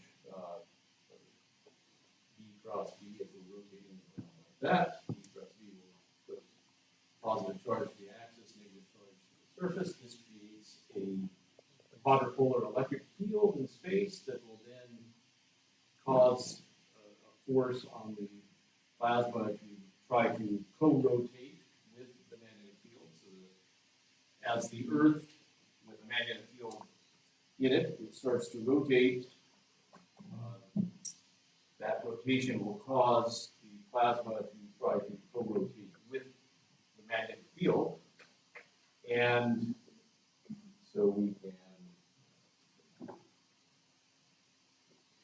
can find that the electric field is just going to be the velocity, r omega times b. And if we put b in, you'll find that the electric field is like 1 over the square of the distance, and we can write electric field in terms of some sort of a potential that goes like 1 over r. So the particles are in some sort of a potential that goes like 1 over r. And that potential is given by this term here. And yeah, so the magnetosphere itself is driven by a dawn-dusk electric field that basically comes this way across the magnetosphere. It drives this convection is as the flux comes around like this and returns, there's a electric field E cross B, the velocity that is directed toward the inner magnetosphere. And that's going to be represented by this term right here in the effective potential. And then we have this co-rotation contribution. And then this contribution here is from the particle drift that I mentioned earlier, that curvature and gradient drift. Okay. So this basically accounts for that co-rotation. So that's the magnetic field trying to torque the particles around with it. That's this term. This is the convection electric field. That's this convection driven by the electric field that actually penetrates into the magnetosphere. And then this is the curvature and gradient drift type of term that we talked about, that the ions are coming around like this and the electrons the other way. Okay, so we write it in terms of a potential, so that the total drift of the particles will just be E cross B. And so if you plot the potential lines, that'll give us the streamlines. And so this is the origin of the plasmosphere. And if we just talk about cold particles, we can drop this term here. We can look at these two terms. When they balance, that gives us this boundary right here. And there's a sinusoidal dependence here that gives us the asymmetry. Okay, so particles, cold particles would come in and drift around this way. So they're gonna be, when they're far out here, the 1/r potential is really small, and so the convection electric field brings them in, turns them around like this, and then to the magnetopause. Particles inside here are trapped, so they can't get out. That's the plasmaspheric population. It's the population that's trapped inside of that boundary. So these, if we're at a position bigger than R0, those particles are convected to the magnetopause and are lost. But if it's smaller than that radius, they're trapped. And you can even estimate the size of this plasmasphere in this way. And plasmasphere is about 4 Earth radii. And you can see, when does the plasma, what will cause the plasmasphere to shrink? What? If you want it to shrink, so we can't actually control E. Okay. So we can, if we control E, so the stronger you drive, a storm, you really drive a strong electric field. So the stronger you drive the plasma in, the smaller that will be. So what happens is that this region will shrink when you have a strong convection, and it will be populated by these particles that are coming through. And then if you suddenly have a reduction, it will expand quickly, and then it will trap the particles.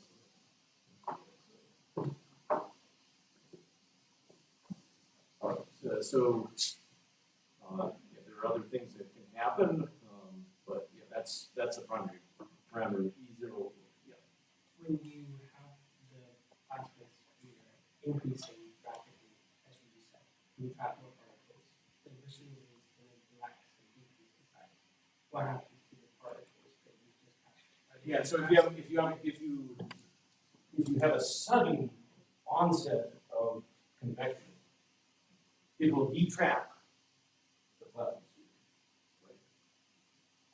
Because all the particles that were trapped here now become untrapped because the boundary shrinks. And what will happen to them is that they will actually move to the magnetopause. It's good you asked that because maybe the next slide actually shows that.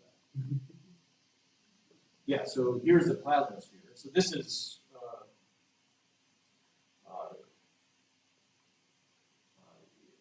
ENA measurements, so these are energetic neutral atoms.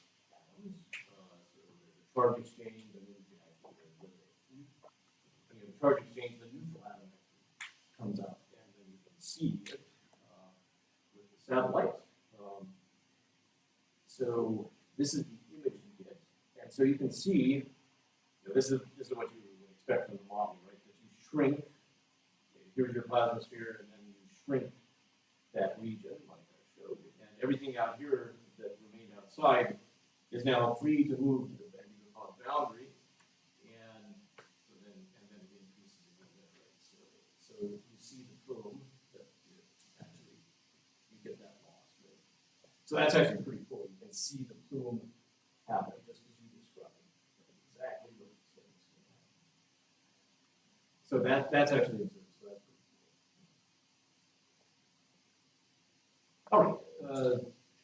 What about the hot particles? So now we have something that's called an Alfvén runner, and you have hot and cold particles, hot, positive and negative hot particles, and do I have that potential? Let's go back and take a look at the potential. So now that's this term here. That's, if we would sit down and derive this, the particle orbits that I showed you that are orbiting in the ring current.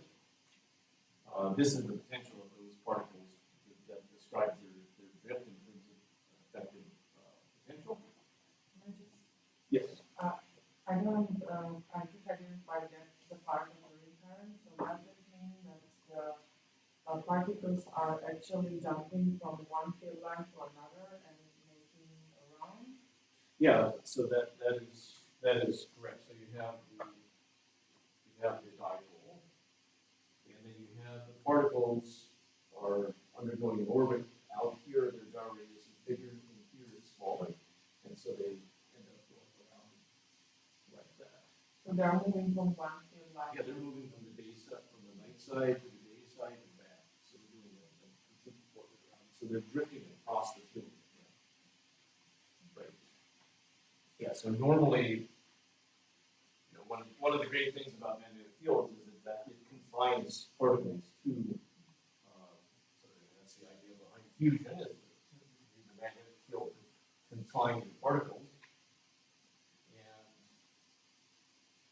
so yeah, normally the orbit is like this around the magnetic field, and it's stable. It doesn't move this way. It can move along the field very well. That's why the fusion device will actually come back on itself.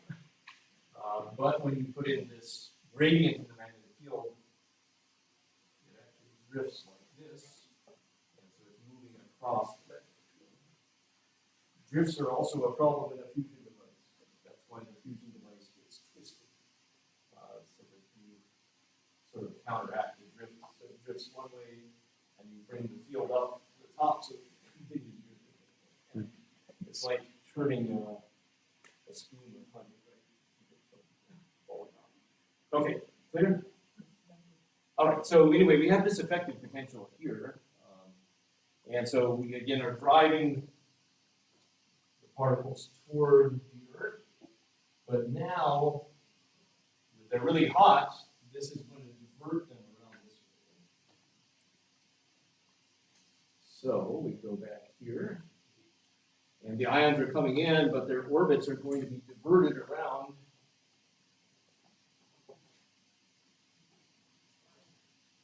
And the ions come in, and their orbits are diverted around by this curvature and gradient drift that I talked about there. And then the magnetosphere. But inside of a certain region, they're trapped.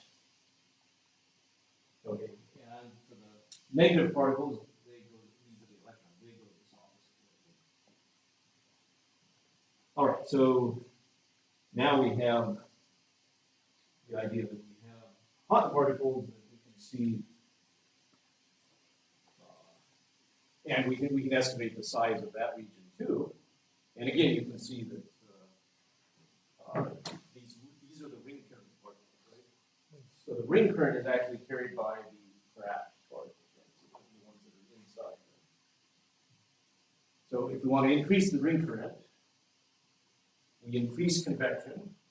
That decreases R0. And so that will push the particles closer in. And then we decrease our E0, and that will expand this region. And the particles that are pushed inside will be trapped, right? And so then you have built up the ring current. So it's part of that process. And you can see how it's done through the change in this convection electric field. And that convection electric field is related to solar wind velocity girls and how much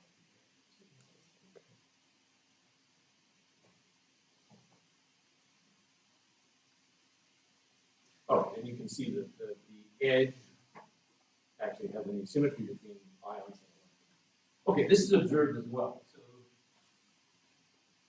this is a satellite cast from GMSP. So GMSP is a low Earth orbiting satellite. Coming up this way, it's passing from low latitude to high latitude. So as it passes from low latitude to high latitude, we're going to be looking at fuzzy, but this is the ions on the bottom. The energy is inverted. Up here, the energy is the regular way. So these are the electrons, these are the ions. So what you see is that you see the cold particles first, and then you see the hotter particles. Colder particles first, and then the hotter particles. And that's as you're going from here up here. So these particles have been injected to here, and now they're coming around the curvature and gradient here. So let's take a look at the trapping. Also depends on the temperature. So U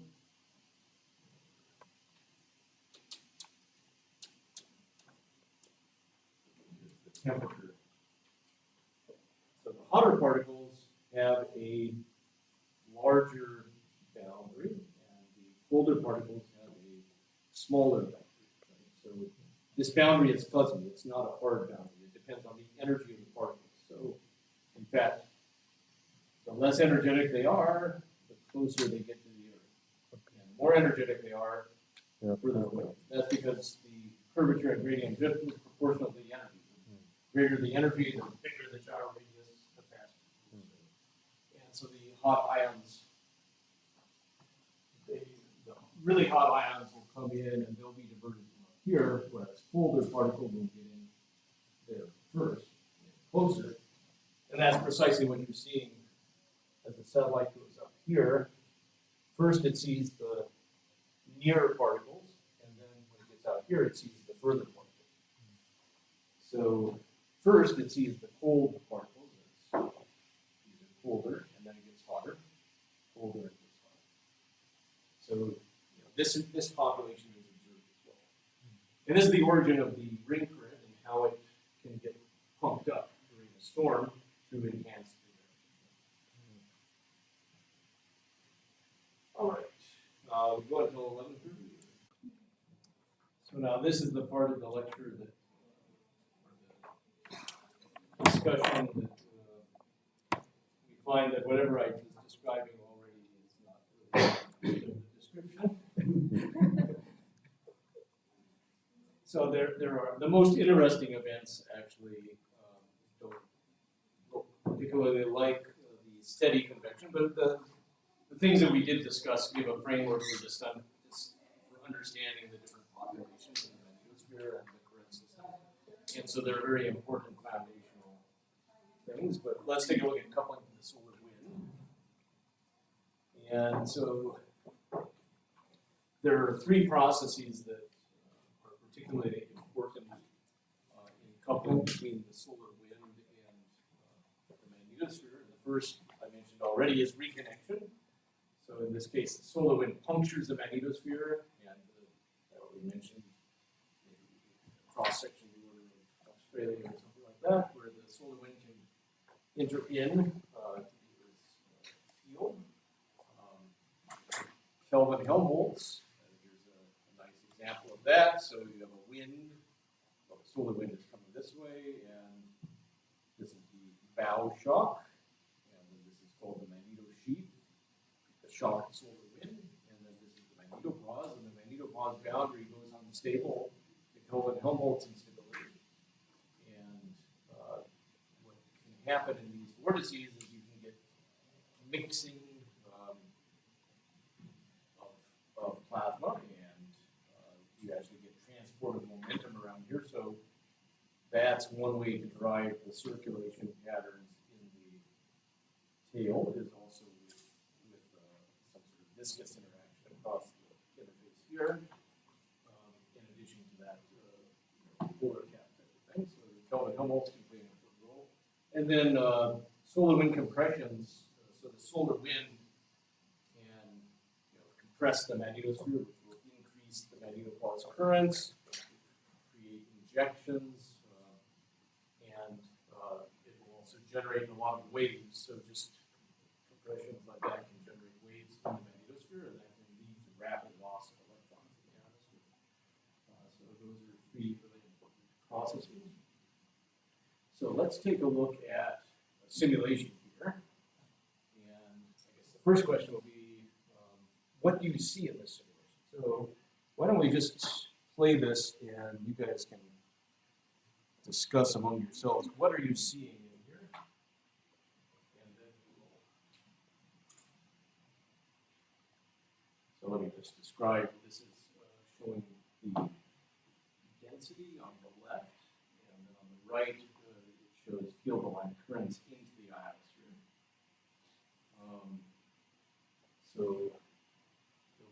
IMF direction here, it's 180, that means it's southward. So that's when we would expect reconnection to be taking place. When it's 0, that's northward.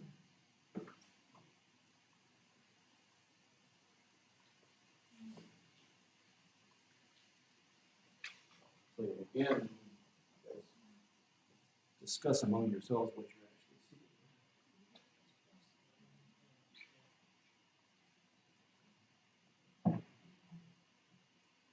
Okay, 360 or 0, that just to the south of IMF right there.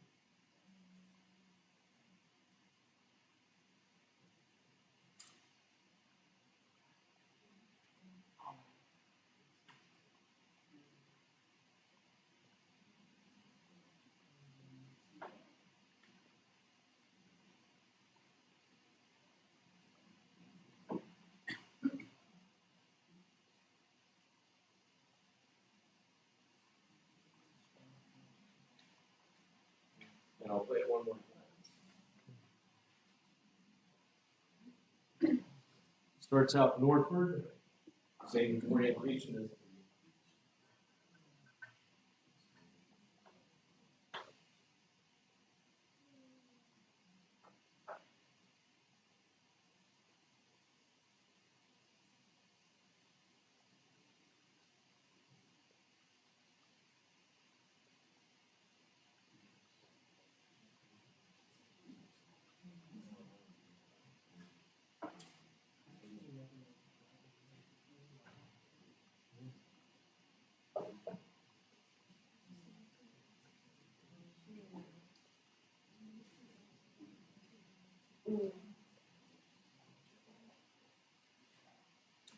All right, what do you guys see?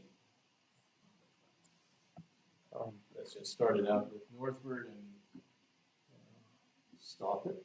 Do you recognize any of the things that we've talked about? Yes. The convection pattern and the folds. There are more. Okay, so you're seeing the convection pattern in the folds. Yeah. When it is northward, it is like very complex. And when it's southward, it's much simpler. Developed.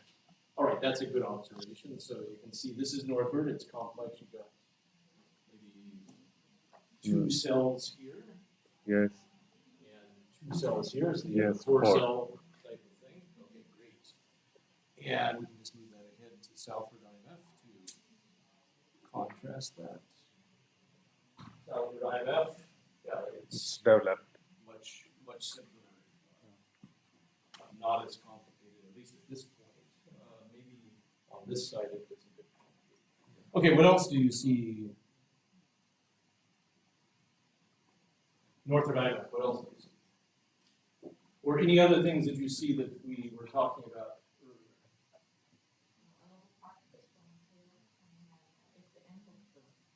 All right.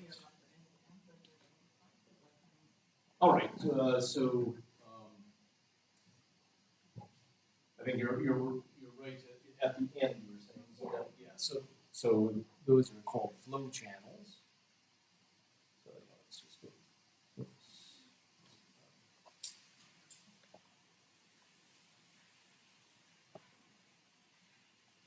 I don't think it advanced. Okay, go.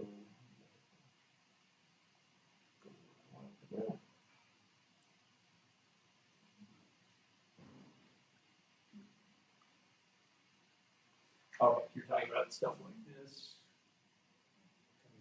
Oh, yeah, so those are flow channels. So it's not steady convection at all. So I talked about a dawn dusk electric field and a general convection toward the Earth, but that's not what you're seeing, right? Yeah. Statistically, there is motion from the tail toward the Earth, right? So statistically, there is in fact this convection from the tail toward the inner magnetosphere, but it's not happening in any type of steady process, right? It's very unsteady. These were discovered, I think, by Angelopoulos, and they were called bursty bulk flows. They were discovered observationally first. So when I first came into the field, they would run these MHD simulations, and no one ever saw anything like this. In fact, no one believed. I remember no one believed in Kelvin Helmholtz. So all the global MHD modelers, they didn't believe in Kelvin Helmholtz. They never saw Kelvin Helmholtz. And now we see them, right? These bursty bulk flows, they never appeared in the simulations. Why do you think?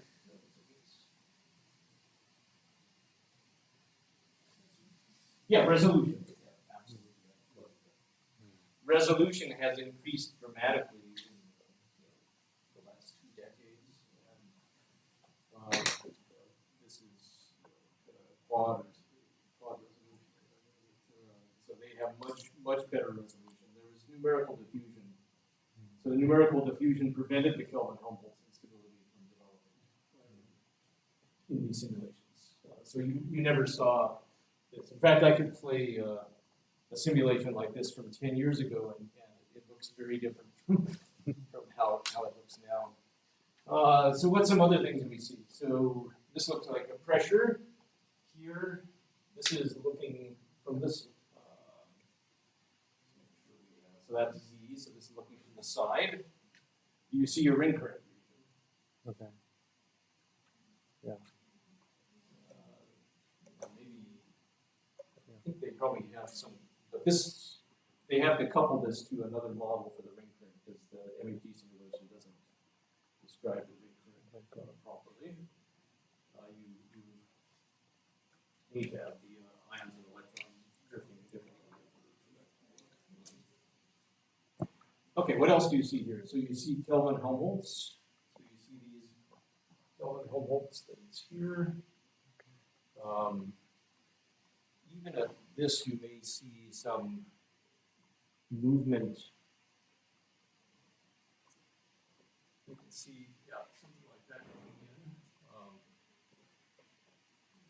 in. Okay, there's southward IMF, and suddenly now you have the really active channels coming in. So southward IMF has much stronger convection in the tail. Now you can start to see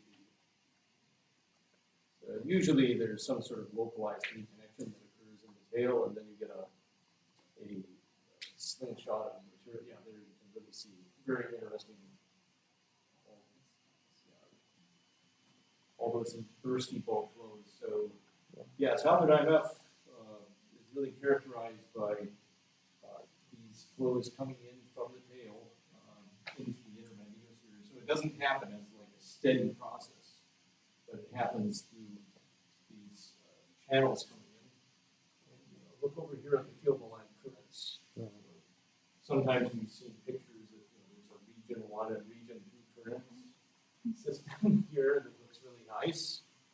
And I think we actually did have something like that earlier in the simulation. Yeah, maybe this looks a lot nicer. But during the events that we saw with the impulsive injections, those currents are much different. All right, so we can see a huge difference. So for southward IMF, the transport is dominated by intermittent periods of fast magnetospheric convection. And these are bursty bulk flows. And global reconfiguration occurs periodically when driven by steady southward IMF. So the substorm, these are the first. So Akasofu used to go out at night and look up, and he would draw the substorm. So this is the first paper on the substorms describing some sort of process in time. And it looks like right here you have sort of a big motion forward, and that's what you call the onset of the substorm. And then expand forward. What does that mean if something is expanded forward? This is basically looking into the ionosphere. Looking up from the ground and we see something expanding forward. What does that mean?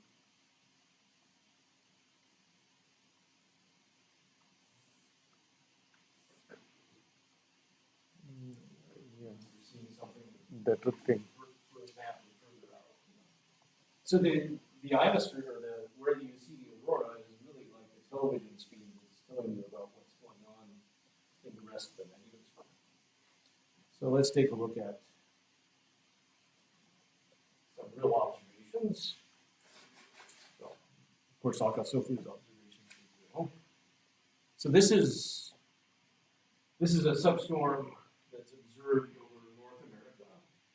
So THEMIS is a mission that was put out to actually look at substorms, and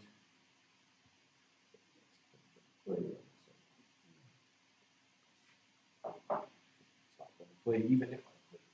All right, well, let's hope the next one.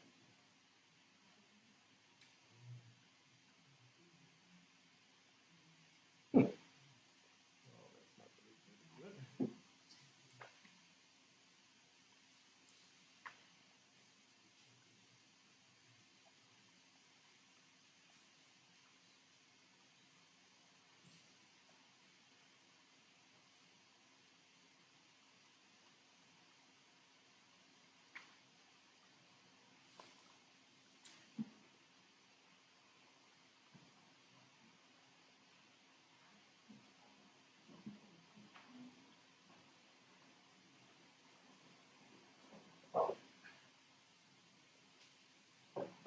So these are ground-based magnetometers. They're reconstructing it from a whole bunch of them sitting over. And so you'll see forward motion.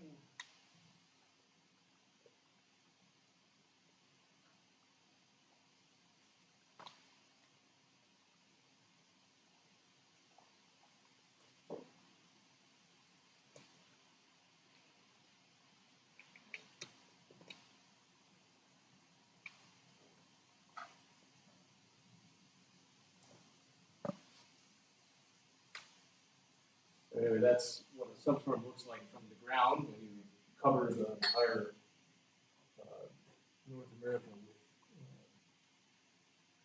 Niemegk with all sky images. Yeah, let's look at the other sunscreen.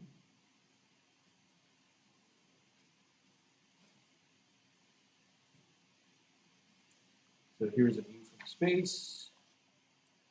So here you can see definitely an onset and forward moving of the substorm, the second substorm following the first substorm. Let's put that again.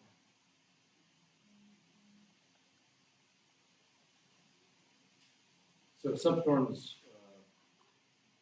recur about every 3 hours, statistically. But it is drifting towards the day side. If you play a game, Yeah, so the day set must be that good. yeah, it's like Yeah, I'm not sure it shows the.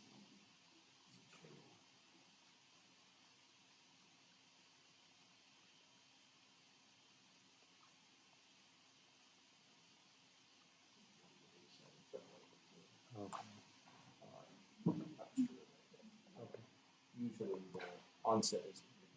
Okay.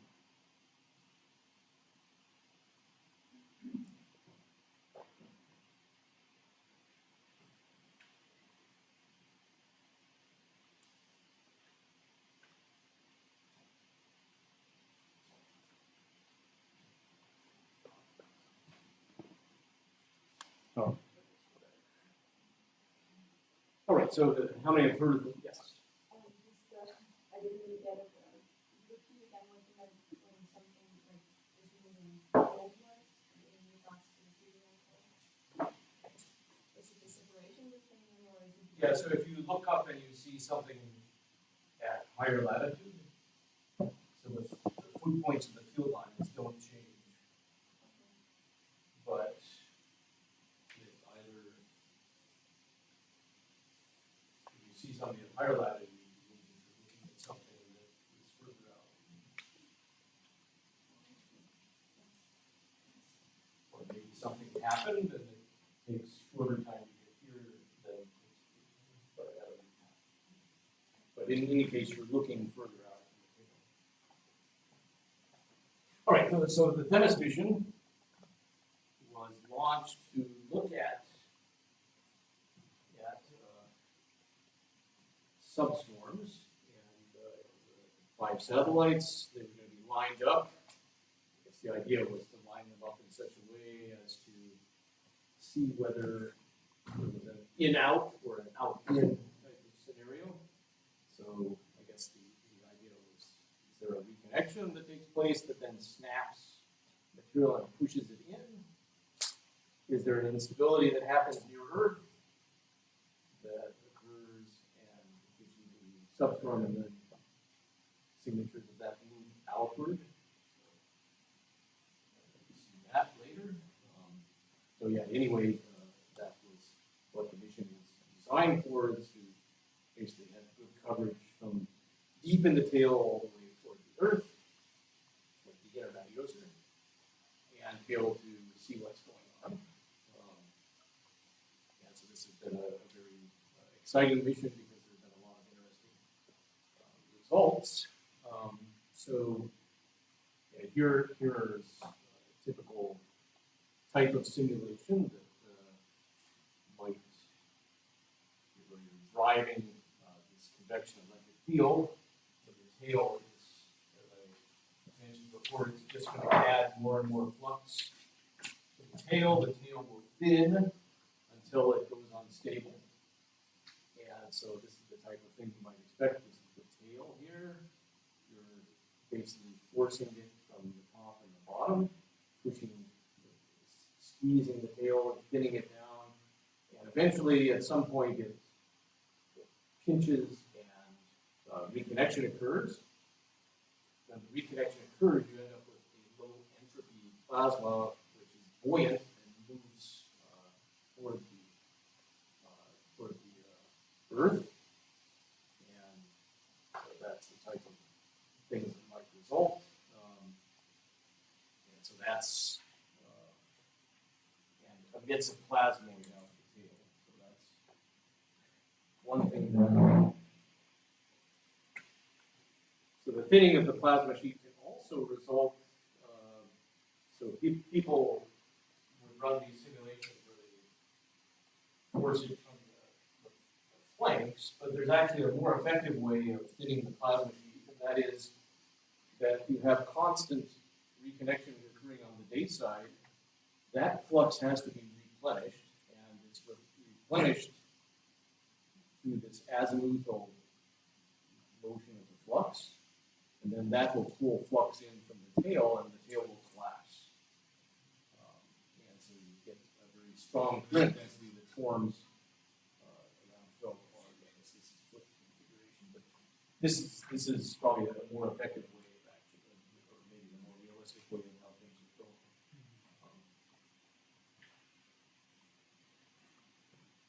So yeah, entropy is pretty important.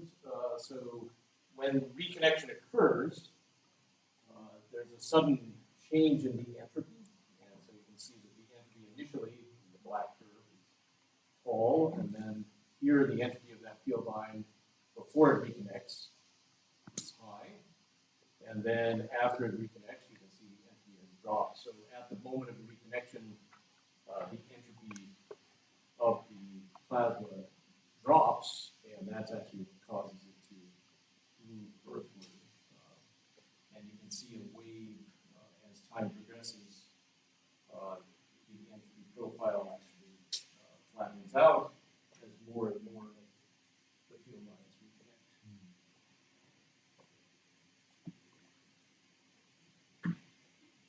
And you can sort of see that. Simon Wing, one of my collaborators, basically has these DMSP satellites that can measure, so the satellite moves here, and you can see the ions precipitating, and from that you can actually infer what's going on in the plasma sheet. entropy, one of the important things of entropy is that it's an extensive property, and so that means if you break off part of your domain, it reduces the entropy. And what we found when we looked at this is that the entropy gets reduced generally at the time of the substorm. So this is a statistical study of the plasma sheet before and after substorms, and you can see that the entropy is reduced in the plasma sheet at the onset of the substorm. But the interesting thing is that the specific entropy is not changed, which means that there's basically no heating. It's all done from topology. It all results from topology. Here's a simulation of the tail. This may be a kinetic three-dimensional simulation. So this is actually showing that the reconnections lead to these jets coming in, like that. And so the tail reconnection can be responsible for those jets that you saw coming in. But it's also interesting if you look at the substorm just prior to the onset of the substorm. That's the onset, but you see these beads, auroral beads that develop. They're very highly structured beads in the ionosphere, and these look like they're a high azimuthal mode number mode. And if you look at the wave spectrum just prior to onset, you can see there's a low frequency mode that precedes the onset of the substorm. So this is a precursor. This is can be modeled as a ballooning mode and has all of the right magnetic field properties. And then at the onset, you see all sorts of waves arise, lots of turbulence. So anyway, this low frequency mode may occur. And now if we look at the simulation that we just looked at, here is, maybe it's not exactly the same simulation, but it's the same type of simulation. Here you see Kelvin Helmholtz on the flight, but more importantly, right here in the inner plasma sheet, if you blow this up, you actually see ballooning instability. Ballooning instability was denied by the global MIT simulators for years. They said that they never see ballooning mode in their simulation, which is totally nonsense because the plasma beta, you should have MHD instability with ballooning. So anyway, ballooning is seen here, and these can be the seeds for channels to actually go. So anyway, it's an ongoing debate. Are the reconnections giving the channels, or are the channels also rising from these types of ballooning instability? You can see that the flux gets depleted here as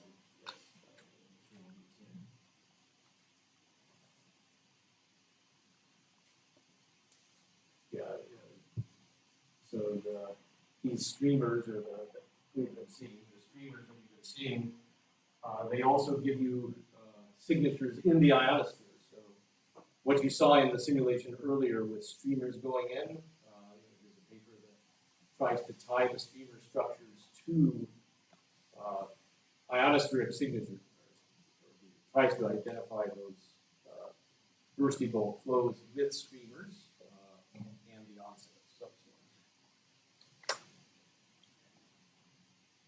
This is another type of simulation. This is a hybrid simulation. So the simulation I showed you before is MHD. This is a particle simulation. Also, in the particle simulation, you can see some different things.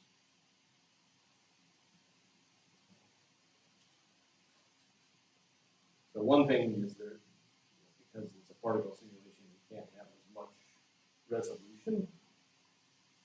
And so you don't see as clearly the, you can see the Kelvin Helmholtz, but it's not as nicely structured as it was in the MHD simulation.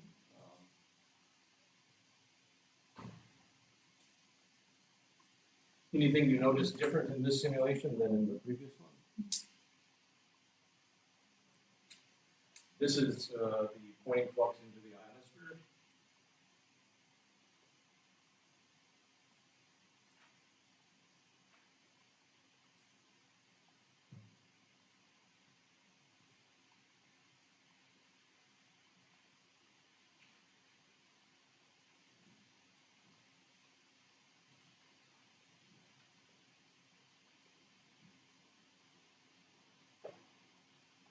Okay, anyone notice anything different in this simulation than in the other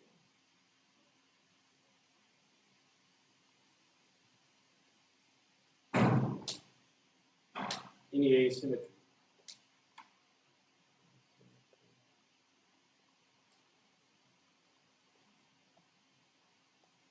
So the dominant flow channel is coming in over here. So it's almost all the flows coming in are coming in on the dawn side instead of the dusk side.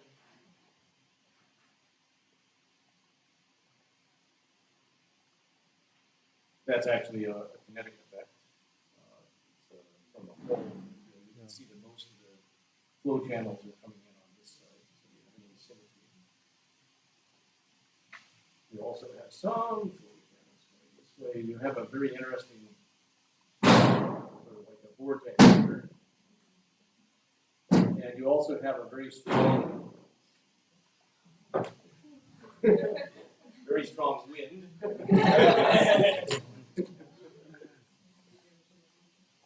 So one thing that you can see here is there's a strong flow along this way. That comes from the particle drifts that we talked about earlier. There's no particle drifts in the MHD flow. And then this is a Hall effect. I'm probably not familiar with what a Hall effect is, but it causes an asymmetry. It's a kinetic effect. So anyway, it's important to also be able to model kinetic processes too, because you can see that even here there's differences. So if you really want to model everything in its completion, you have to do it that way.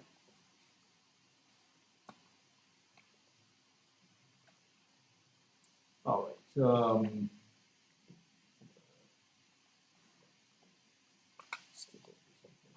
Oh, this is sort of interesting.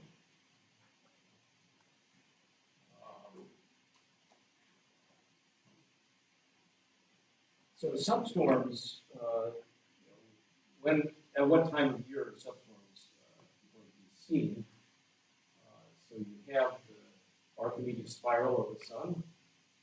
So the solar field is in the ecliptic plane, and so the magnetic field is in the ecliptic plane like that.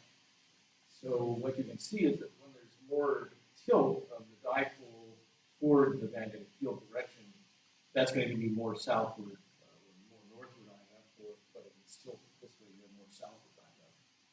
Then if it's more perpendicular to the ecliptic.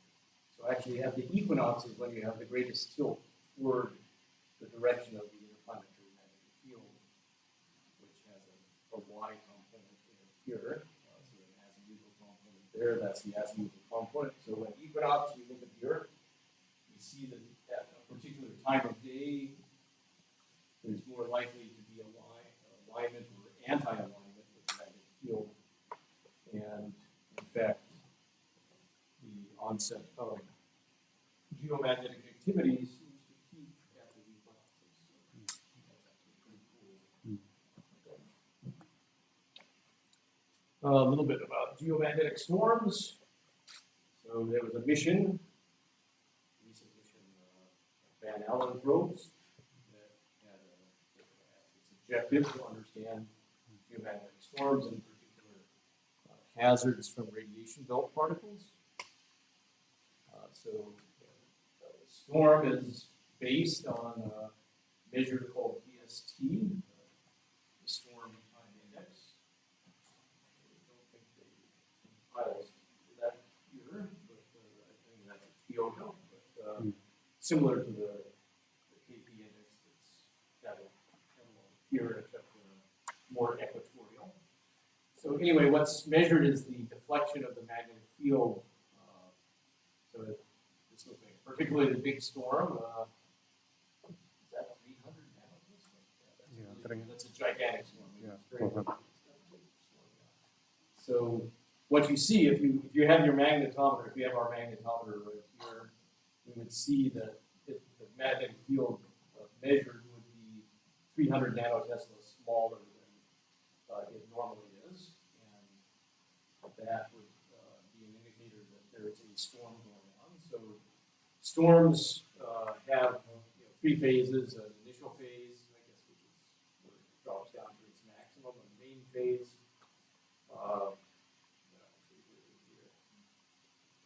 Main phase going down to the maximum, and then the recovery coming back from the maximum. The main phase typically is about hours. The decay of the ring current takes days, maybe a week. So we have sort of like two time scales. Now, this can be compared with the time scale of substorms. So substorms, so storms usually last about a week or so, 1 to 5 days. Basically on day or many day recovery phase. Substorms, on the other hand, have a growth phase of about 30 minutes, an onset that's very rapid, an expansion phase that's about 20 minutes, and then a recovery that's on the order of hours. So vastly different time scales. The main difference between storms and substorms is I think storms are primarily caused by the external dynamics of the magnetosphere, of the solar wind. And substorms are caused by the internal dynamics of the magnetosphere. Okay, we look at the radiation belt fluxes. So these are, I think I mentioned the radiation belt earlier. If you look at the L, so L, I'm not going to say what the L shell is. So L is the equatorial crossing distance in the Earth radii of the magnetic field line. So when we are plotting L of 4, it means that this is a field line that crosses the equator at 4 Earth radii. And 6, out here, so we're looking at a region between 4 and 6.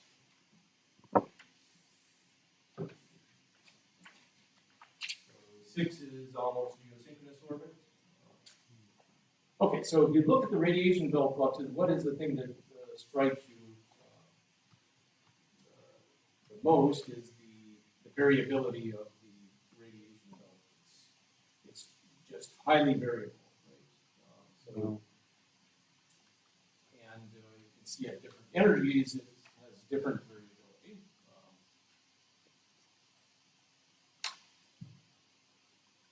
Now, if I were to plot the DST against these, sometimes when you have this storm, you see DST get really negative.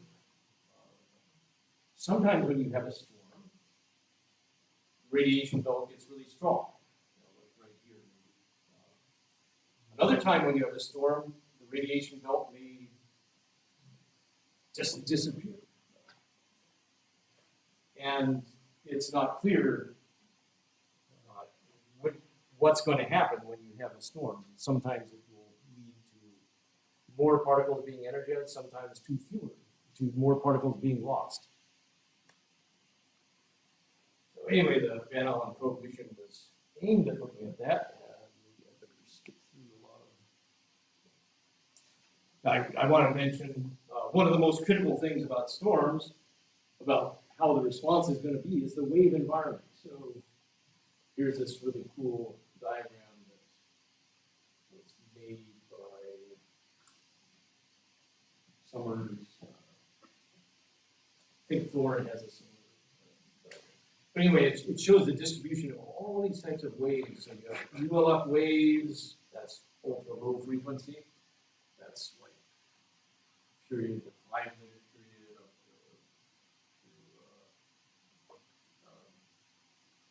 to tens of seconds. You have EMIC waves, which are about 1 second.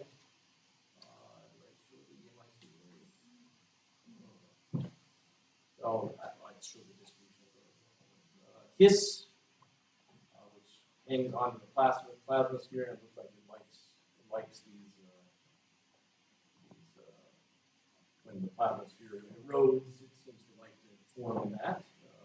And then you have ELF chorus, magnetosonic waves, all sorts of waves. And it's thought that these waves can, some of the waves can energize the particles, and some of the waves can cause loss. So one of the major ones is the EMIC waves. There's a narrow band. Yeah, there must be this hashed region right here, a very narrow band. Particles are really energetic, so the radiation belt particles probably come around every 10 minutes. They drift this really fast. Other particles, the ring current, that they take a long time to get around here. But radiation belt, they're electrons, so they go this way. And so they'll pass every 10 minutes through here, and they can actually be, the flux group can be emptied in a second. So that really works very fast. All right, so, and these are, it's not just this fancy diagram here, you actually, here's a compilation of all the wave modes that you have, ranging from electron cyclotron, chorus, hiss over here, magnetosonic waves, EMIC waves, ULF waves. All these waves are being, the particles move through all these wave fields. And some of the key issues are, where do the waves occur? Well, I guess that's to some extent understood fairly well now, because we got cartoon that shows what level do the amplitude saturate? That's an important question, because the wave particle interactions depend on the amplitude. So, what's really the losses generally happen.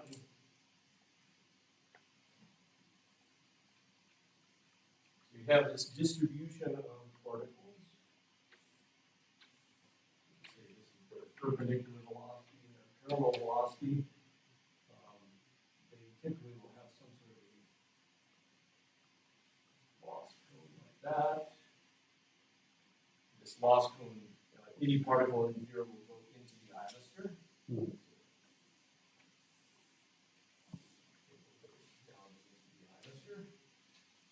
The particles out here will not go into the ionosphere because there's as the field is getting stronger, particles are gyrating around the field. So the Lorentz force has a component that's up the field, and the hotter the particles is, the stronger that force will be. It's called mirror force, and it will cause the particles to be trapped up here.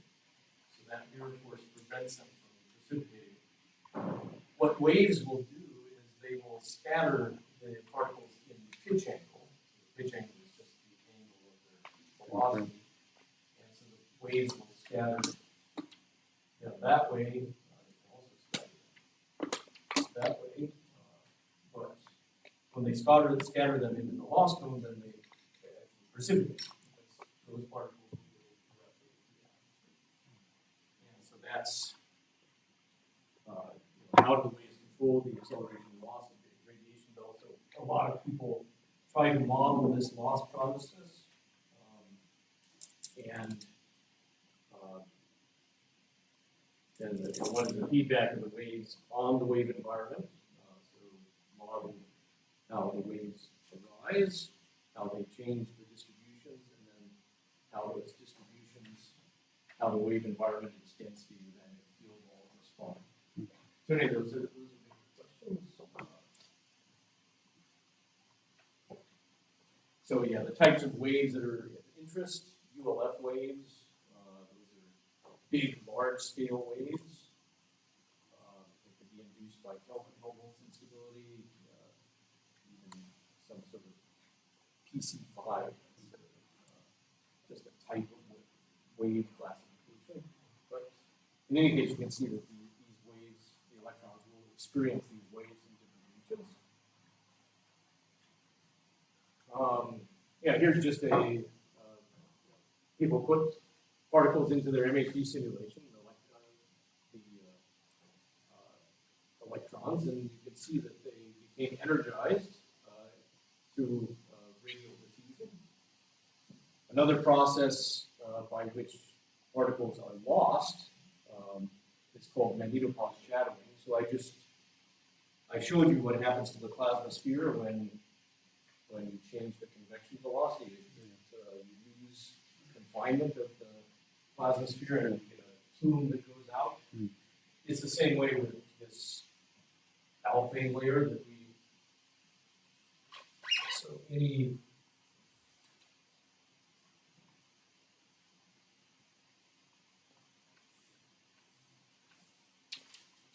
the ions coming around can be lost to the magnetopause when they get outside of so the electrons can also be lost to the magnetopause.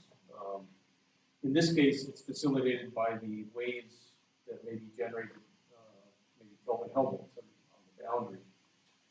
So what happens is that the electrons come around this way, they encounter the waves, they get scattered, and they actually get scattered out. And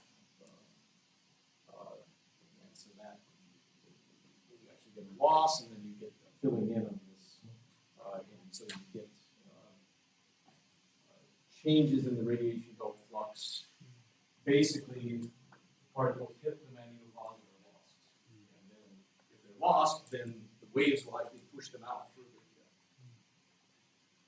I think I'll skip a few slides here. I did want to show this these are electromagnetic ion cyclotron waves. So this is in the solar wind. If there's a source of waves here, these waves can actually generate waves in the equatorial region and in the inner magnetosphere. And it's actually sort of cool. So this is what you call mode conversion. And you can see the waves penetrate down to the ionosphere here, and then they populate.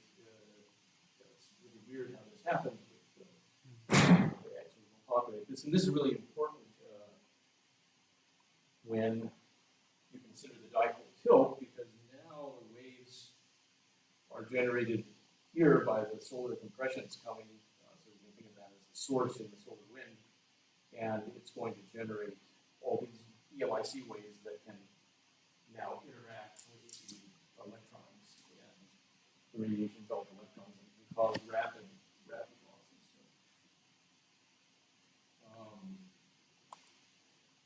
Whistlers are a very important loss mechanism as well. So they're caused by anisotropy as the particle injections from the tail, and then the electrons, which way do they drift? Electrons in the Drift around the right-hand side. So okay. they drift this way. And so as the waves drift around this way, they excite Whistler wave. As the electrons drift this way, they excite Whistler wave. And one of the consequences of the Whistler wave is that you can actually see diffuse electron precipitation in the ionosphere. So this is the DMSP observation I talked about earlier. Now looking down on the ionosphere, and these are the diffuse electron auroral flux. And so what you're going to see is when you have an injection from the tail of energetic electrons, the tail that are coming in this way, the electrons move and start to drift around this way. These are lower energy electrons, not radiation belt electrons. They're energetic. They're going to go unstable to Whistler waves. Start generating Whistler waves. The Whistler waves will then scatter the particles into the ionosphere. And so that's what's shown here. And I want to show you the evolution here as a function of time. So that it takes time for the electrons of this energy to go around. And you can see the precipitation pattern actually shift around like that. So, hopefully it's going to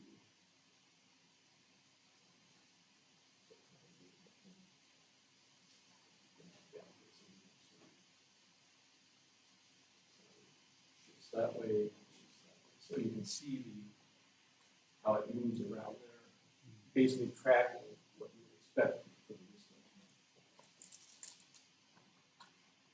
And there's also all sorts of cool things with the whistlers. They cause sort of like a chirping or increasing of, yeah, here again, using the whistler waves. These are precipitating electrons. You can see where the whistlers are. Very high correlation rate. So really, really a cool. This is where the waves are observed. And there's also some really neat dynamics that you get amplification of these waves due to nonlinear trapping, but I'm not going to discuss that. Well, one of the big questions addressed by this radiation belt mission was, is there local acceleration or is it radial diffusion that's happening? And it looks like part of the conclusion is that you do see localized radial acceleration, but then you see filling in after, so it looks like both mechanisms are at work, giving you the enhanced electron distribution. So,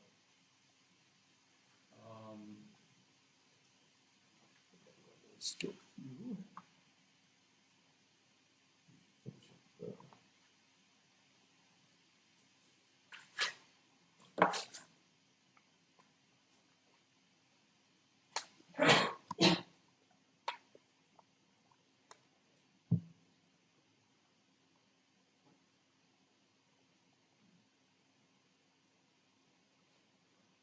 Yeah, this is sort of neat. So Kelvin-Helmholtz instability is sort of like a wind-driven type of instability. So you can see how interesting. So this is like what happens at the magnetopause.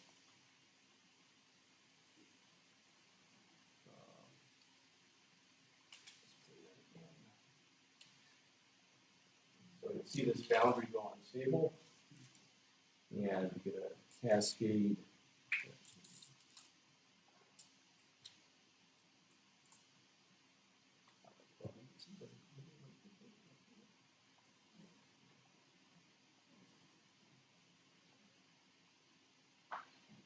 You can see how the boundary can become very viscous through these.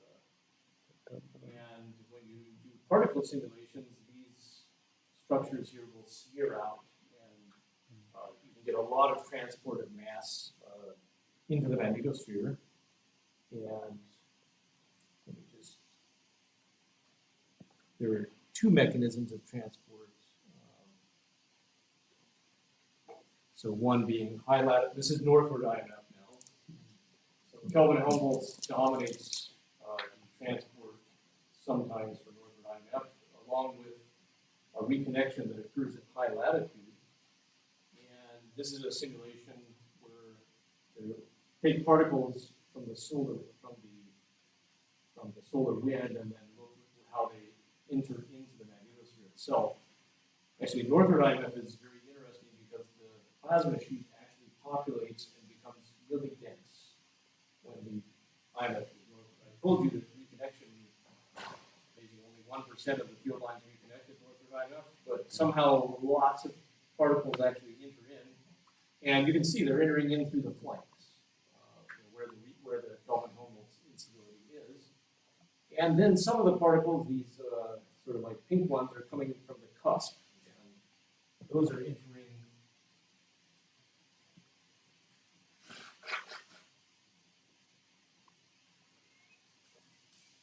Those are entering. When you have northern IMF like this, you have reconnection.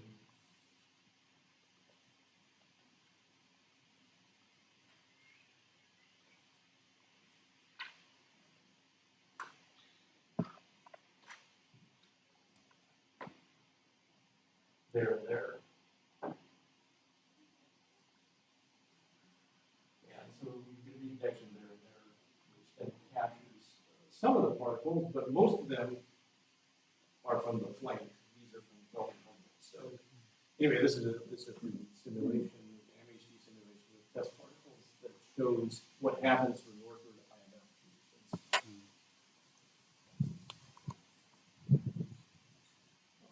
I promised to talk a little bit about magnetosphere-ionosphere coupling. So, yeah, what is causing the aurora? And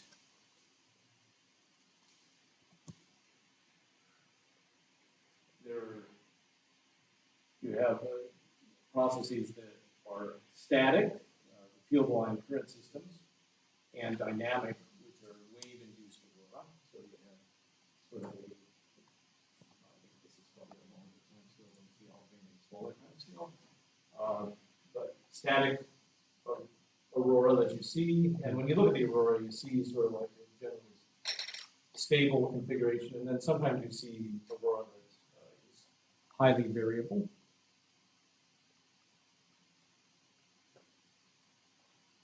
So yeah, Brooklyn discovered these current systems. You saw in the simulation that doesn't always look this way. This is just an average of the current systems. You have upward currents, which are the white ones, and currents into the ionosphere, which are the black ones. So currents that are into the currents that come out of the ionosphere are carried by electrons coming into the ionosphere.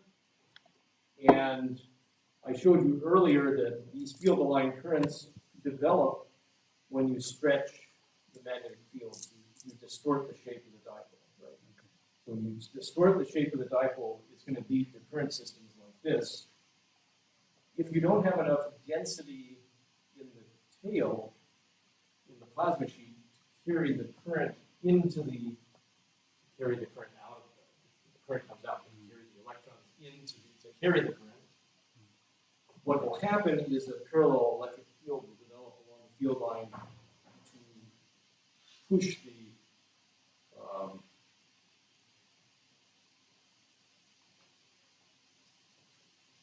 so if there's not enough current carriers in the lost cone, the electric field will push, accelerate the particles until you have enough particles to carry the current.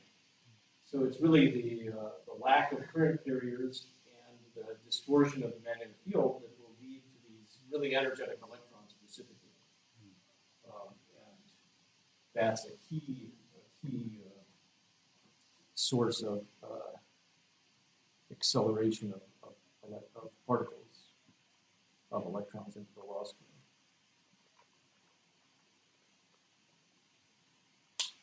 cone. And I think I will show the dynamic coupling because that's actually sort of neat. So there are some aurora, in fact, many aurora, that you have pointing flux carried into the ionosphere, and these Alfvén waves, so how many of you have heard of Alfvén waves? Alfvén waves are just waves that happen if you pluck a magnetic field line, playing the strings of the magnetic field. The strings make a perturbation on this field line, and that will be the frequency or the time an Alfvén wave will travel along the field line. And they'll have a natural frequency that has to do with the length of the field line, things like that. Okay, if you pluck the magnetic field in the tail, then so if you pluck the magnetic field here, a perturbation will go down the field line, and that perturbation will actually accelerate electrons, and it will cause aurora. And so here's a type of aurora that's detected when you see these types of waves coming. That here, yeah, if we talk about different types of electron precipitation, we have monoenergetic electrons, and then we have broadband electrons. So these broadband electrons are always seem to be associated with Alfvén waves, and the monoenergetic electrons are more associated with the currents like I talked about earlier. But you can see that the fluxes of ions that come out of the ionosphere are also extremely large when you have these spheres. So when I pluck the field line, it accelerates the electrons, makes an aurora, has a broad spectrum of energy, and it makes the ions come out from the ionosphere. And here's just an example. This is a monoenergetic electron. Actually, this is monoenergetic here. This is broadband. And here's a simulation that Michael has run. So take a flux tube model, we pluck the magnetic field, and now we're actually plucking the field, and it sets up a standing wave. So it's like a special harmonic pluck.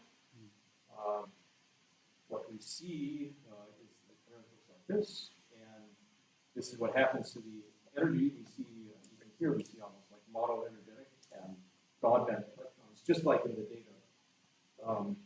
All resulting simply by plucking the field line. So there are, when you have a substorm, you basically reconnect the field line back here. It's like plucking it. It launches waves that can then produce the expected aurora. All right. Any questions? I think we probably need to bring it to a close here.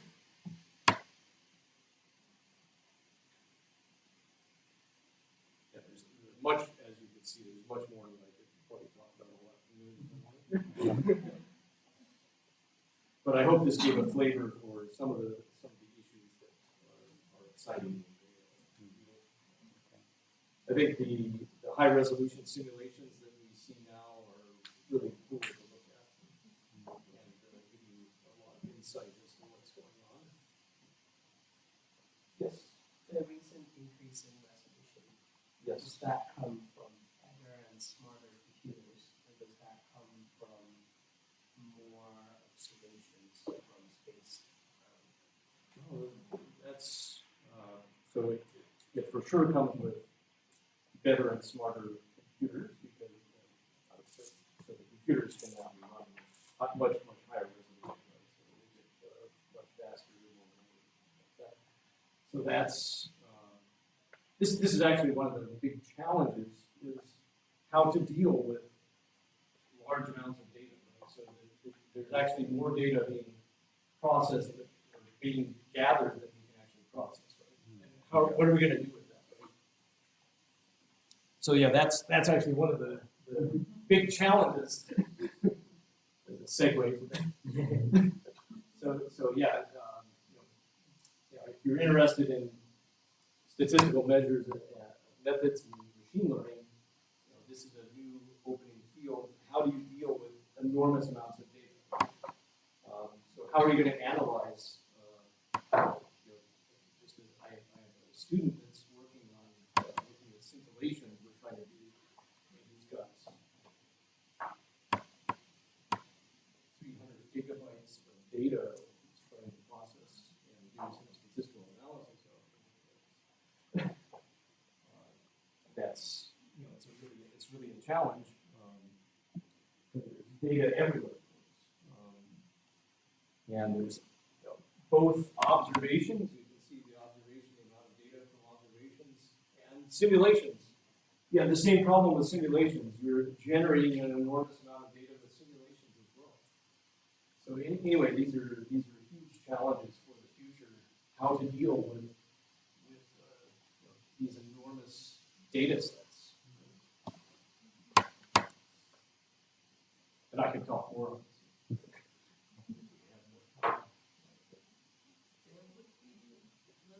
A little more time, okay? Yeah, so future strategies, what to do.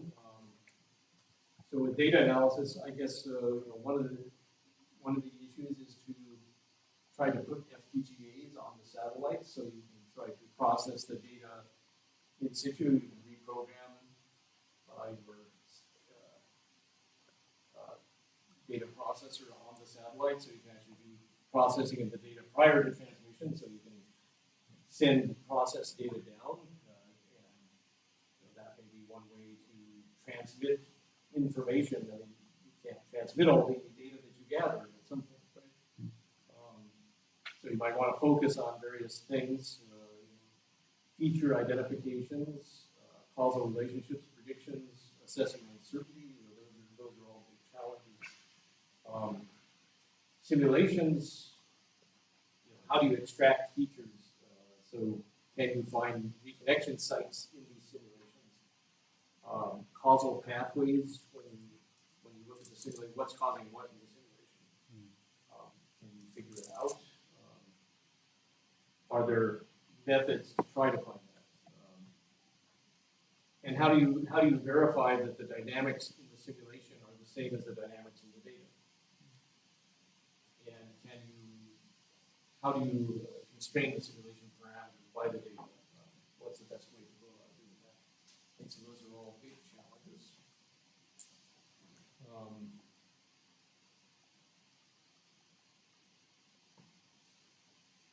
So here's an example of feature extraction. So here's data, and here I just trained. This is just a method that goes in and tries to fit this data with the distributions. And so you have these are sort of like Gaussian, randomly distributed Gaussian distributions. They look for data, they try to go and capture it, and after a number of iterations, it's actually will model the data like this. So this is one way you can try to extract features from data. Is in this case a cluster-weighted scheme. No, in fact, that actually shows how it's going, how it's happening. So it's a cost function because it tries to fit it, and then that's the final result.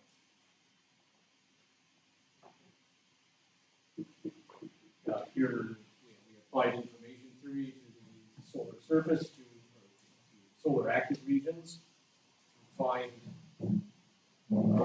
to actually identify these structures, and then to look at how they, basically their information flow. So does this structure, how long does it persist, and things like that, what sort of correlation times are there? And what do you do when they're moving around? So you have to follow them and be able to identify, do they look the same, or has it evolved so it looks different? Yeah, looking at cross-cutting applications. I mean, so that's one of the neat things about these types of methods is that they can apply to neuroscience just as easily as, so here we're looking at spikes in marmosets, and it's the same type of dynamics as X-ray fluxes. So the waiting times between X-ray fluxes and the waiting times between spikes in marmoset data. Deep learning, so taking neural networks and trying to predict how things are going to behave. Can the deep learning do better than we can do? Maybe not. This is an interesting thing. Okay, you have a bunch of observations. Can you actually take the observations and figure out a differential equation that describes the system just from the data, and in fact, it does fairly well on some known equations. You just take the output, and it will reconstruct the equation, the partial differential equation. So these are some neat things that you can be doing. Here's another example. Okay, distribution functions have a particular skew in them when you simulate when there's reconnection. So in this simulation, they actually identified locations of reconnection based on the distribution function, and so we went through and did data mining to actually find the sites where reconnection occurs. So anyway, that's some of the challenges of big data and some approaches that can be taken. And that concludes.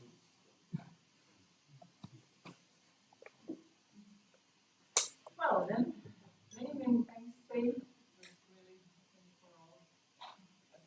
pleasure to listen to your talks and lectures. Yeah, and for this, I think there's a really good applause.